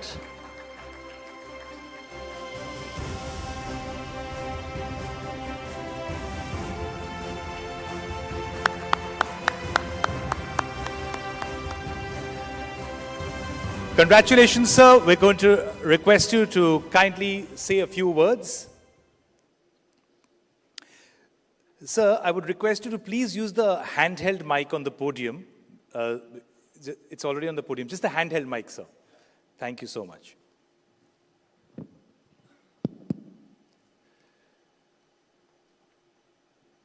Honorable Minister Nirmala Sitharaman Garu and friends, I am really happy to receive this award, Reformer of the Year. This award will give me, or it will bring some more investments to my state. That is my ambition now. You heard brief how we are attracting investment. Now to experience, all of you has to come to Andhra Pradesh, have one investment, then how our reforms are working, you have to give me judgment afterwards. Very soon, all of you are coming to Andhra Pradesh in your respective areas, and then invest in Andhra Pradesh. That is my request to all of you. Friends, we are all in an inspiring time. I have seen so many changes in this country. One is technology. I know the days where telecommunication sector was totally, we are having a primitive structure at that time. Now, Airtel, we have awarded. At that time, we had only two companies, BSNL, VSNL, public sector. One is domestic, one is international. You wanted to connect anybody, there is a lightning call. Lightning call will come after 1 week or it may not mature. But you know the operator, he will cross all the limits, he will connect directly. At that time, China used to pass very fast. Every day they are adding cell phones. Then I was very, very fond of introducing all these things, reforms. The day I remember today, BSNL has given me 2 Mbps. Morning 6 o'clock, I used to have collector's conference. Data, everything, I used to get that. At that time, I used to go to Doordarshan every Friday, dial your CM. Today, anywhere you are, from there you can have a live. At that time, everybody questioned me, you want pump set or you want cell phone? They used to heckle me. Today, I am very happy. the then Prime Minister, Vajpayee ji has taken a bold decision. I have given that report. Now Airtel has to pay some premium for me. You are not paying anything. That is the report we have given, Jaswant Singh, the then Finance Minister, and myself. Today, that has transformed economy like anything. I am always for reforms. Today, we are having more advantages. Real time, you want to do anything, real time, you are in a position to do it. Either AI or data center, space, satellites, drones, even cell phones, wearables, semiconductor, not one. Everything is available. The day I am thinking very clearly, I am getting all my information. We are having one more advantage, that is Aadhaar, authentication of every individual. DBT, we are able to communicate immediately. I am very happy I associated this sector. Our Honorable Prime Minister has entrusted me digital currency, give the report. There is a committee. I worked in that committee. Today, India is having highest transactions on digital currency. All these things happened within 10 years' time. So with everything, what I wanted to inform all of you, earlier I used to talk ease of doing business. Now I am talking speed of doing business. Even in government, I am talking speed of delivering governance.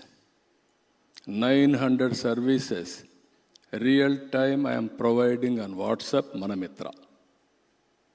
Back end I am using AI, and also I am getting nearly 45 parameters real time. All process online. Historical data is available. Very soon, we are going to give every citizen AI doctor, agronomy assistant, even tutor, AI tutor also we are going to give every person. But ultimately, human intelligence is very, very important. Finally, I am telling you, we need leadership. You have proper leadership, you can do wonders now. The day will come, as on today you are seeing, earlier in the beginning I used to see, only we used to do job work. Around 2000, we have introduced reforms. Recently, our Honorable Prime Minister, same BSNL, TCS, and one of private company, and IIT Chennai, they innovated 4G. All these years, we are not going for products. We are users of that products. We are paying more and more money for foreign companies. Now our youth is doing extremely well. Even I can say, anywhere in the world, Indians are working extremely well. Highest per capita income earners are Indians. Among Indians, my Telugu community is leading because first more advantage over a period of time. So I wish all the best. You wish you want to do anything, it is possible today. Policies, public policies, I am very happy. Honorable Finance Minister is here. She is very practical, very creative, and also very, very diplomatic. You have seen our answers also today. And also that is being a woman, always I used to say earlier days, women are the best finance ministers. Now Madam is proving the best finance minister for the country in the recent past. Under her leadership, and also our Honorable Prime Minister, again and again you have to keep in mind, is a reformer, is a performer, and also is a winner. That is where for the last 25 years, he is winning continuously all elections. Now I am learning from him also how to win continuously. This is where country needs this type of leadership, more stability, more stable growth that is going to happen. All of us will work as a team. I am telling you, India will be number one. No other country can beat India. It is a matter of time. For you again, I am requesting you, you are coming very soon to Andhra Pradesh, have one investment. Welcome to you. Thank you, one and all. Thank you, sir. Many congratulations once again, and we request you to please remain seated with us on stage.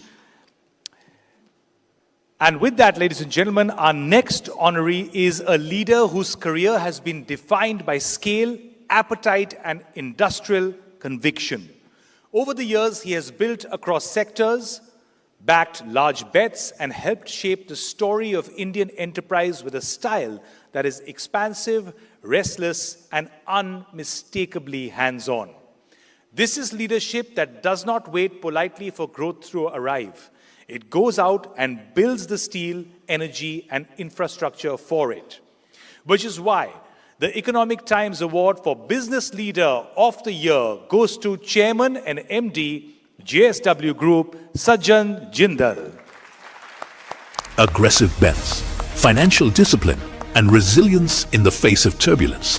These have defined Sajjan Jindal's leadership at the JSW Group, transforming it into one of India's most diversified industrial powerhouses, spanning steel, energy, paints, automobiles, cement, and ports.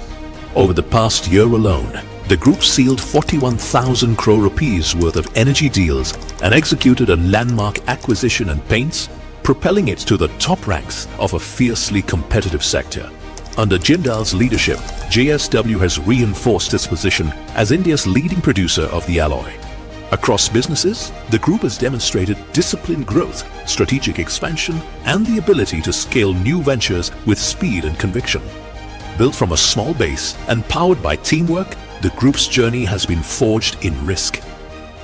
For his bold leadership and enduring impact, Sajjan Jindal is honored as the Economic Times Business Leader of the Year. Congratulations, Mr. Jindal.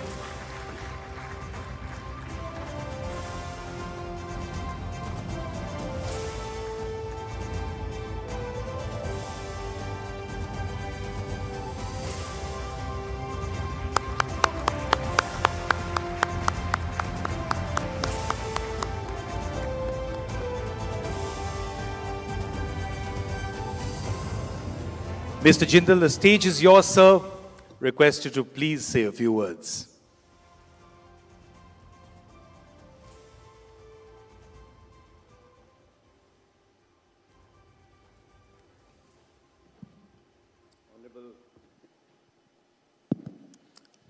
Honorable Finance Minister, Srimati Nirmala Sitharamanji, Honorable Chief Minister of Andhra Pradesh, Shri Chandrababu Naidu Garu, distinguished members of the jury, and friends, thank you. Thank you for this honor. When I was in my early 20s, I would always attend shareholder meetings, AGMs of Tata Steel, Hindalco, and Reliance. I would sit there as a young boy, wide-eyed, watching men who had built empires from nothing, answers questions from ordinary shareholders with complete dignity. No airs, just quiet confidence and an absolute respect for every single person in the room. I didn't always follow every number on the balance sheet, but I understood something far more important. I understood what it feels like to build something that belongs to everyone. That stayed with me. Every furnace we have lit, every ton of steel we have poured, every megawatt we have added to this country's grid, it has never felt like business to me. It has always felt like participation in India's story. People ask me, aren't you afraid? Isn't it frightening to bet so much, so often? And I tell them honestly, no. Because I always believed in the potential of my country, my people, and my company, every single time. But here is what I have learned. The joy of creation is always greater than the fear of failure. None of these creations would have been possible without my team. Awards like this belong to all the tens of thousands of workmen that work relentlessly in hot weather, handling 1500 degrees centigrade steel and toil all day to help us realize the vision that we see for our group. My father once told me, it is these workmen who are your real strength. You must always take care of them, as they are the one who are building your or fulfilling your ambitions and your dreams. It is to this effect that since the inception of JSW, we have never lost a single man day to any unrest or any operation due to workmen issues. This award belongs to the top management of JSW who have been with me for a very long time. This award belongs to all my three brothers who have stayed together through thick and thin. And this award is also belongs to the shareholders and the partners who have believed in me all through my journey. The engineers, this award also belongs to all the engineers in the organization, the managers, the chartered accountants, and everybody who are united by a single dream, not my dream, our dream, to build something worthy of this country, and it belongs to India. Because in the end, every one of us here is only as significant as the nation we are building together. That is all I have ever tried to do, and with your support, with India's energy behind us, that is exactly what JSW will keep doing. Thank you once again to the jury and to Economic Times for this recognition. Thank you. Jai Hind. Thank you so very much, Mr. Jindal, and congratulations once again on this honor. Thank you. And now, we move to honors of a different order. The Economic Times Lifetime Achievement Award. This award is not simply about longevity. It is about consequence. It is about a life's work whose impact has extended far beyond business itself. Few business leaders can truly be said to have influenced not just a company, but the shape and imagination of urban India itself. Our first Lifetime Achievement honoree is one of them. Across decades, he helped build one of India's most influential real estate stories, and in the process became inseparable from the rise of modern Gurugram as a business and urban landmark. It is a legacy of vision, scale, and transformation. The Economic Times Lifetime Achievement Award goes to Chairman Emeritus DLF, Mr. K.P. Singh. Before Gurugram became the corporate heartbeat of modern India, it was scrubland on the edge of Delhi. Kushalpal Singh imagined a city into existence. To sustain advocacy and direct engagement with hundreds of farmers, he assembled thousands of acres and laid the foundation of one of India's first privately planned townships. DLF City emerged with integrated infrastructure, wide roads and underground utilities, attracting global corporations such as GE, American Express, IBM and Nestle. Gurugram's rise as a corporate hub followed. Under his leadership, DLF grew into India's largest real estate company with a market capitalization of nearly 1.73 lakh crore rupees. He did more than shape a skyline. He helped shape modern urban India. Tonight, the Economic Times confers the Lifetime Achievement Award on K.P. Singh, whose vision turned dreamscapes into city lights. And now we have a special video message from Mr. K.P. Singh himself. Take a look. Thank you, Honorable Finance Minister Srimati Nirmala Sitaramji, the Economic Times jury, and my fellow awardees. I'm deeply humbled by this honor. As I could not reschedule a medical appointment abroad, my daughter Pia Singh is accepting it on my behalf. I have witnessed India's journey since independence. We began with socialistic ideals that were cautious and careful. But our urbanization policies remain trapped in myopic thinking when they demand a vision for the next 50 to 100 years. Radical reforms here are paramount if India is to raise its per capita income.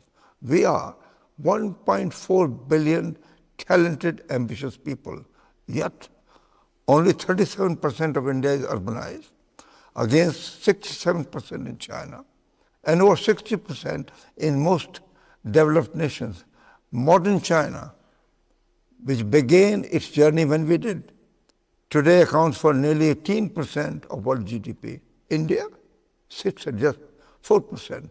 According to a McKinsey's report published in 2012, they forecasted India needs a Chicago-sized city every year to enable substantial raise in its per capita income. In actual fact, what? None.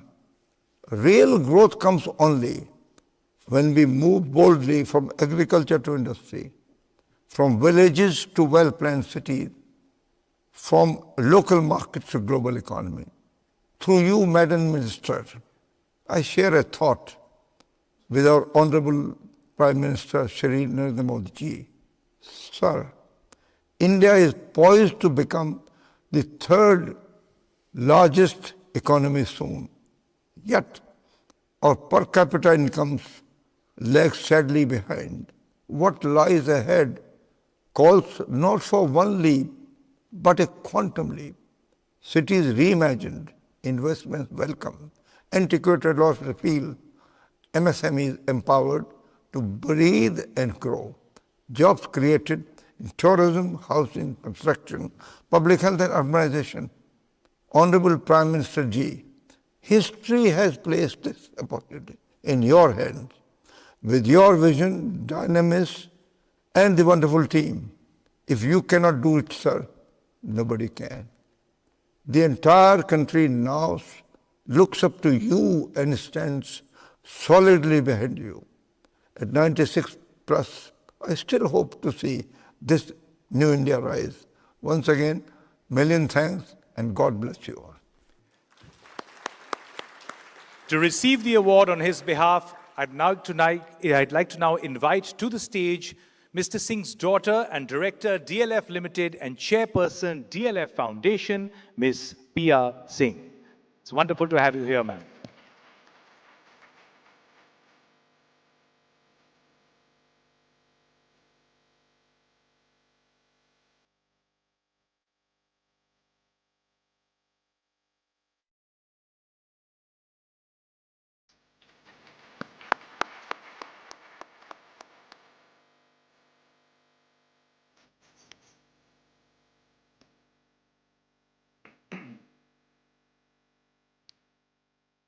Thank you very much, and a warm congratulations once again to Mr. KP Singh and Ms. Pia Singh. With that, also a very big thank you, Nirmala ji, for taking the time out to be with us this evening and for presenting these honors. Ladies and gentlemen, as the Honorable Finance Minister takes her leave, I'd request a warm round of applause and a big thank you. Thank you so much, ma'am.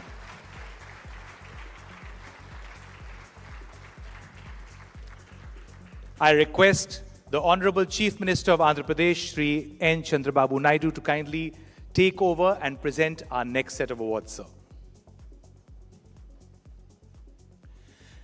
Now, ladies and gentlemen, our second Lifetime Achievement honor tonight is for a titan of Indian enterprise. This honoree built one of the world's most significant vaccine enterprises. In doing so, he placed India at the heart of a global public health story of extraordinary consequence. Tonight, we honor not just scale or institution building, but impact of the highest order measured in lives touched across the world. The Economic Times Lifetime Achievement Award goes to the Chairman, Serum Institute of India, Dr. Cyrus Poonawalla. Global scale, affordable access, and a resolve that saved millions. For over 6 decades, Cyrus Poonawalla has led the Serum Institute of India in challenging established global giants and building a vaccine powerhouse driven by one mission: to make life-saving vaccines affordable and widely available. When the world faced its darkest hour during COVID-19, his organization became a global force in vaccine supply. With a historic bet on Covishield, they helped vaccinate nearly 90% of India's population and extended a lifeline to over 170 low-income nations, providing access where it was most needed. From battling polio to measles, he has ensured that quality and innovation remain accessible to all, making the Serum Institute a beacon of hope for low-income countries across the globe. Tonight, we celebrate a pioneer of public health and a visionary who helped make India the pharmacy of the world. For its monumental impact on humanity, the Economic Times honors Cyrus Poonawalla with the Lifetime Achievement Award. Sir, request you to kindly join us on stage. Thank you.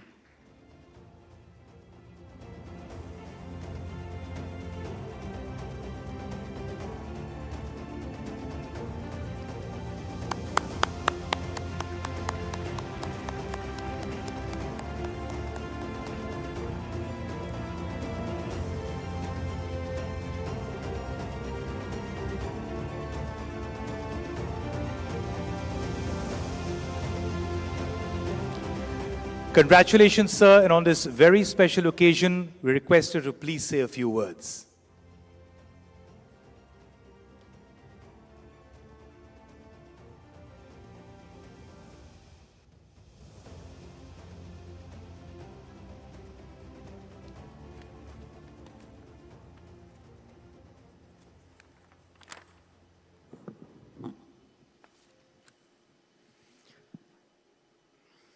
Honorable Finance Minister Sitaramji, Honorable Chandrababu Naidu, distinguished guests, ladies and gentlemen. First of all, I would like to thank the jury and the Economic Times for this extremely prestigious award and recognition of my lifetime's work today. When I started Serum Institute of India, in 1966, with a small capital of 5 lakhs, to set up a small-scale industry and to make India self-sufficient with sera and vaccines, which were at that time not available and being imported. My object at that time, and which is even today, to make India self-sufficient and bring down substantially the cost of vaccines and affordable health care, thus made available to all the people of India. However, little did I know at that time that Serum Institute of India would then reach out to the world's population of underprivileged children. And I'm very happy to announce that 2/3 of the world's children have at least used one or more vaccine made by us and therefore made India very proud.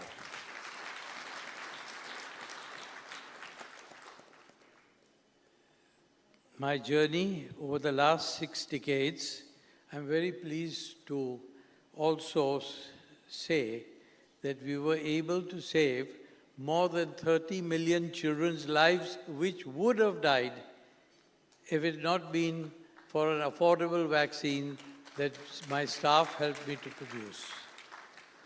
Now, there is a very subtle difference between may have died because of medicines available and would have died. The net actual proof of that was that in 1990, when we first got the pre-qualification of our products to be exported beyond the borders of India. There were 30 million children's lives that, as I've said, would have perished. Why? Because there was no other vaccine manufacturer who could give the vaccine at the price of a cup of tea to all the other underprivileged countries like Africa and all. And the deaths that were 1.5 million children a year have now been recorded to have come down as low as 80,000 children only dying this year. With this, I would not take any more of your time, and I hope, and it is my dream, that my son, who will be succeeding and is already virtually helping me to run Serum Institute of India, and with his dedicated and philanthropic staff, will continue my lifetime's work of protecting the underchildren world in the future. Thank you for your indulgence. Thank you so much, sir. It is truly a privilege to have you with us tonight. Thank you so much, and many congratulations once again, sir.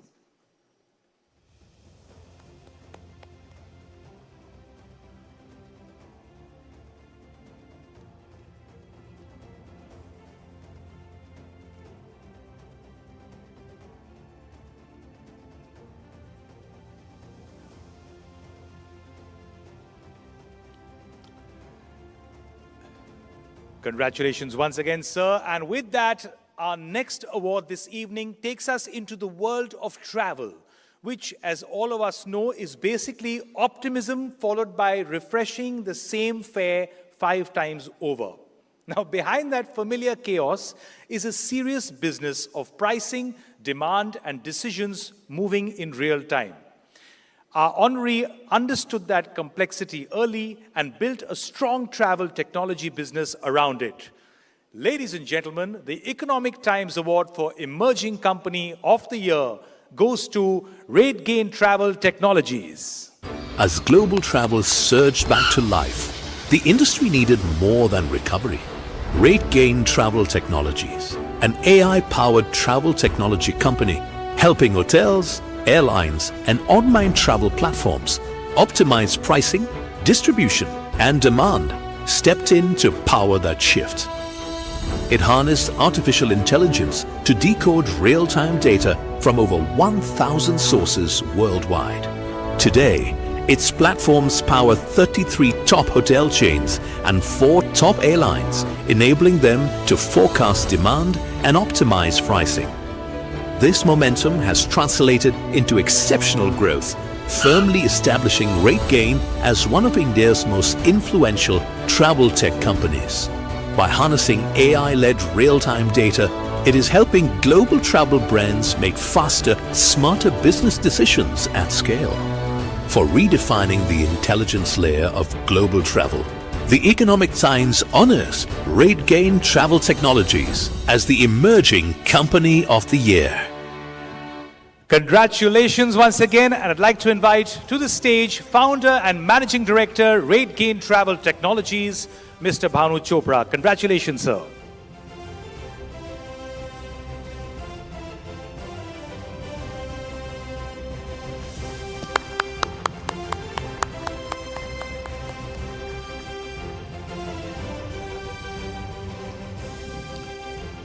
A wonderful moment for a company on the rise. Request you to please say a few words, sir.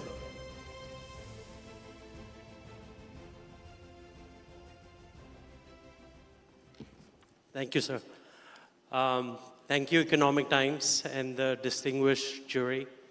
It's an incredible honor to be here in the midst of visionaries and builders of India, Inc.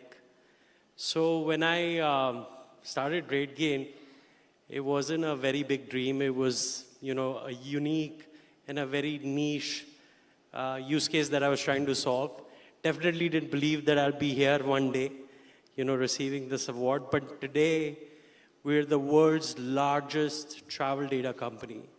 And as most of you know, data is the new oil for AI.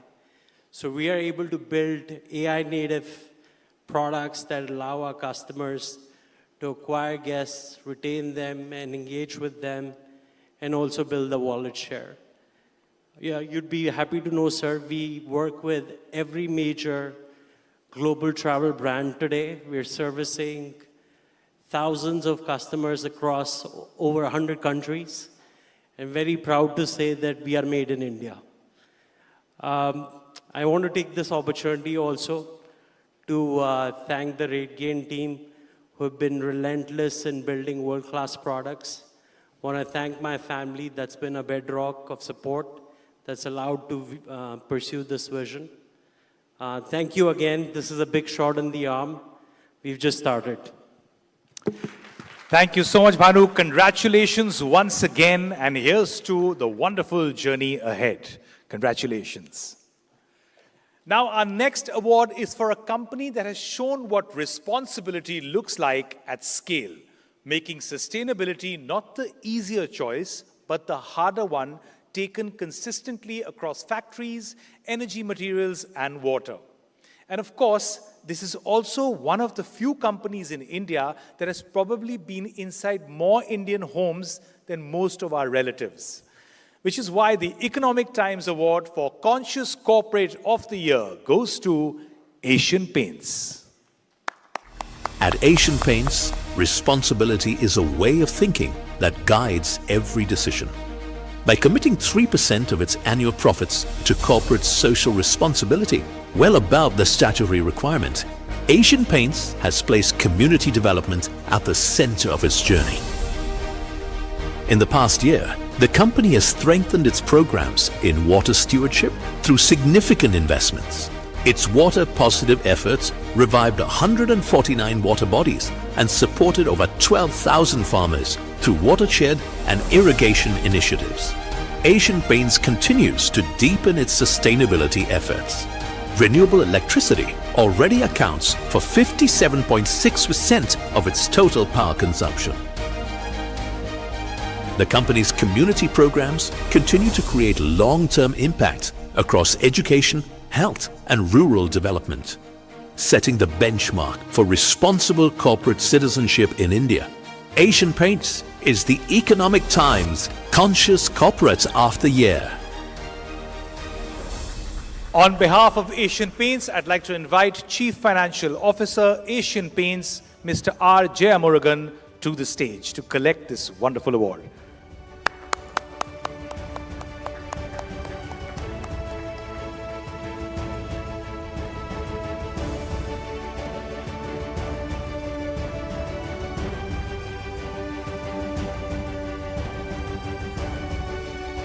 Congratulations, sir. Request you to please say a few words.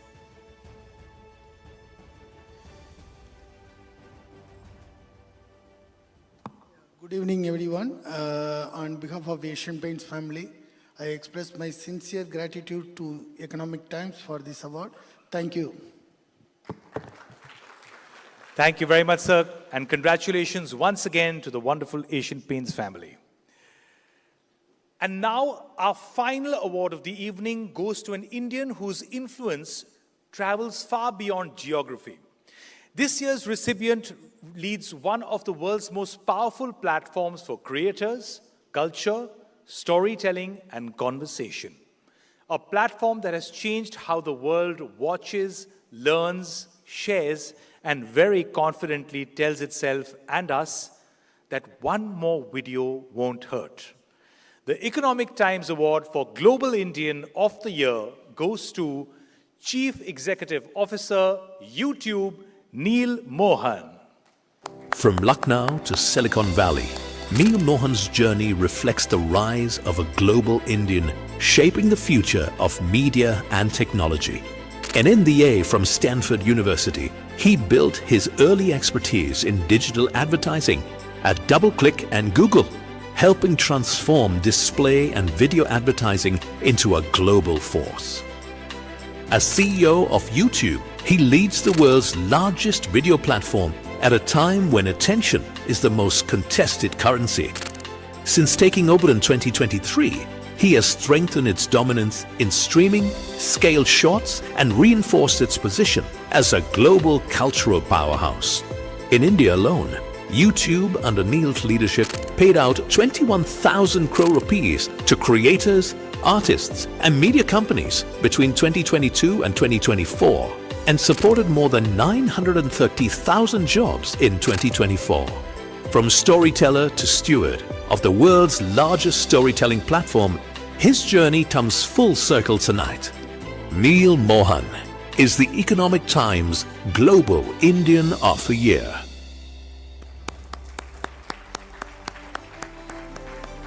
And now to collect the award on Neil's behalf, I'd like to invite on stage Country Managing Director, YouTube India, Gunjan Soni.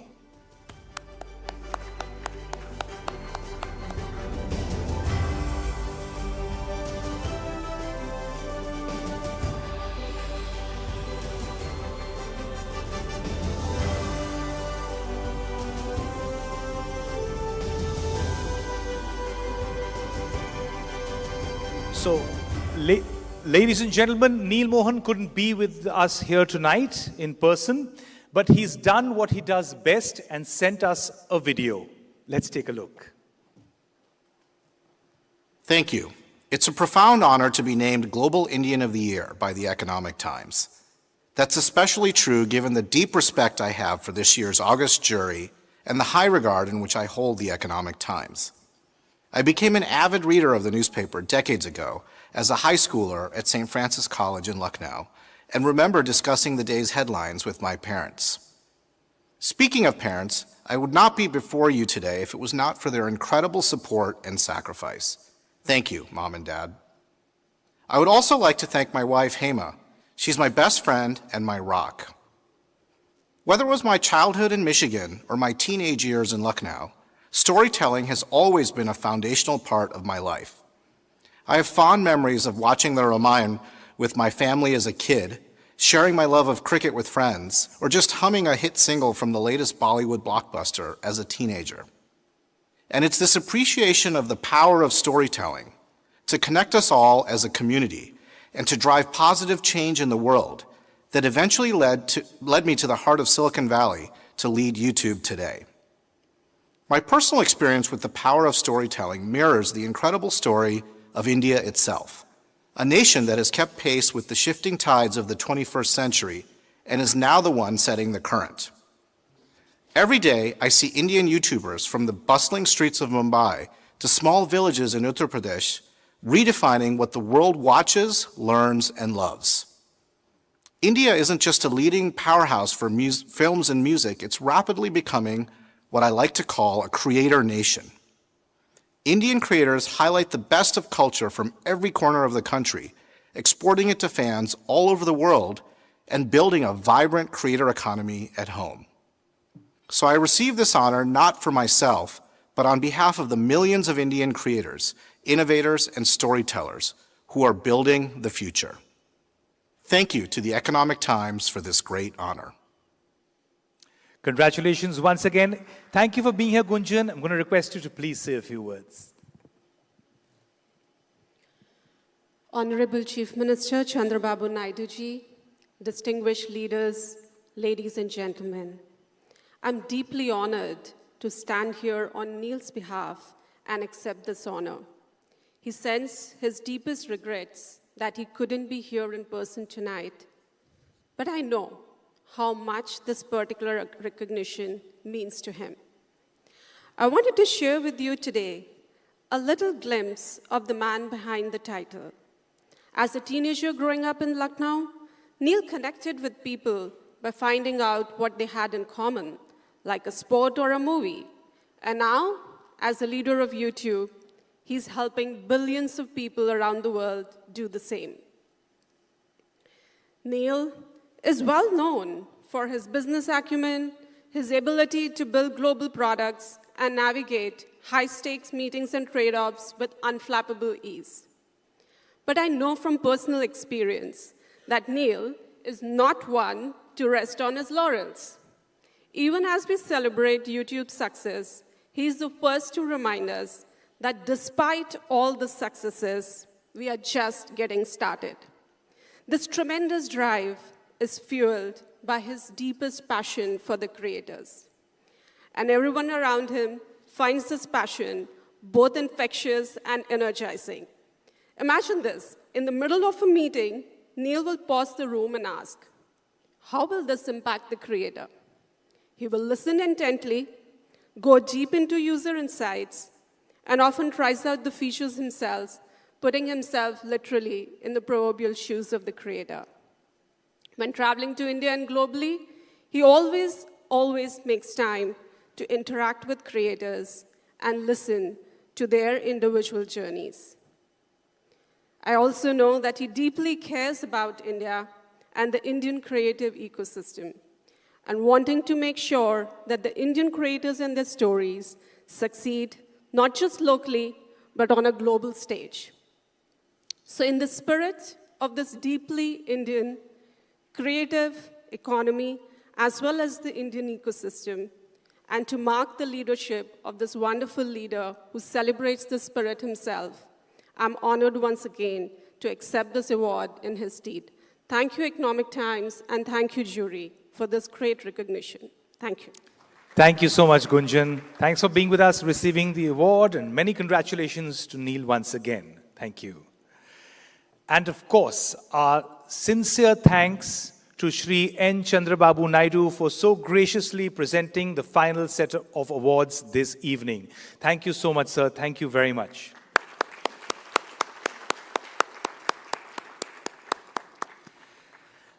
And that brings us to the close of our awards ceremony of the evening. A huge round of applause, please, for all our incredible winners tonight. A big thank you once again to our partner, Deloitte. But now, before all of you do what successful people do best and begin networking with great conviction, I request all our winners to please gather on stage for the traditional ET Awards group photograph. Mr. Naidu, sir, I would request you to kindly grace us with the group photo. So could we have all the winners on stage, please? And of course, joining us,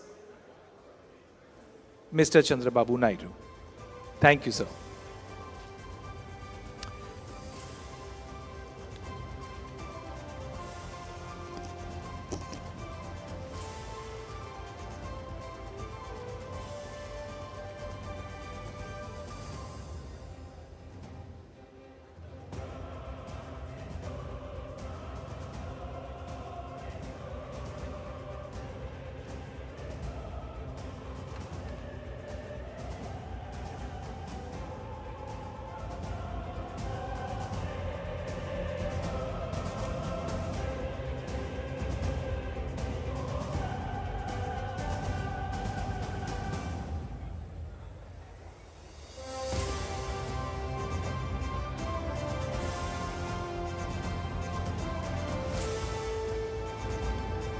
All right. A quick request. I'm going to request all our wonderful winners, and of course, Shri Naidu, sir, please. Thank you so much for so graciously handing out the awards. And I'm going to invite all our winners on stage, please.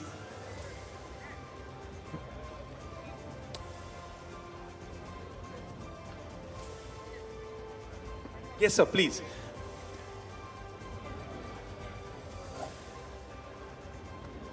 So this happens every year.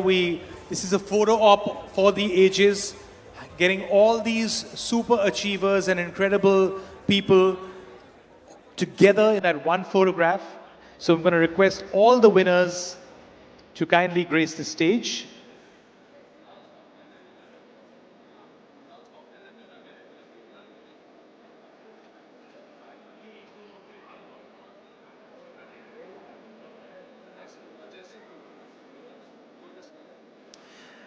And ladies and gentlemen, please do not leave. As you know, there's a wonderful cocktails and dinner in the next room, which is Lotus 2. So please head towards the next room, which is Lotus 2 for cocktails and dinner. And let's invite all our winners are here. Look at that lineup, ladies and gentlemen. Woo! So, as the wonderful photo op is happening, dinner and negotiations, networking now follow in Lotus Ballroom 2, right alongside this ballroom. Cocktails and dinner in Lotus Ballroom 2. So please do join us there. Please don't leave. Have a wonderful evening, folks. Good night. Thank you for being such a wonderful and gracious audience. We'll see you next year. Thank you.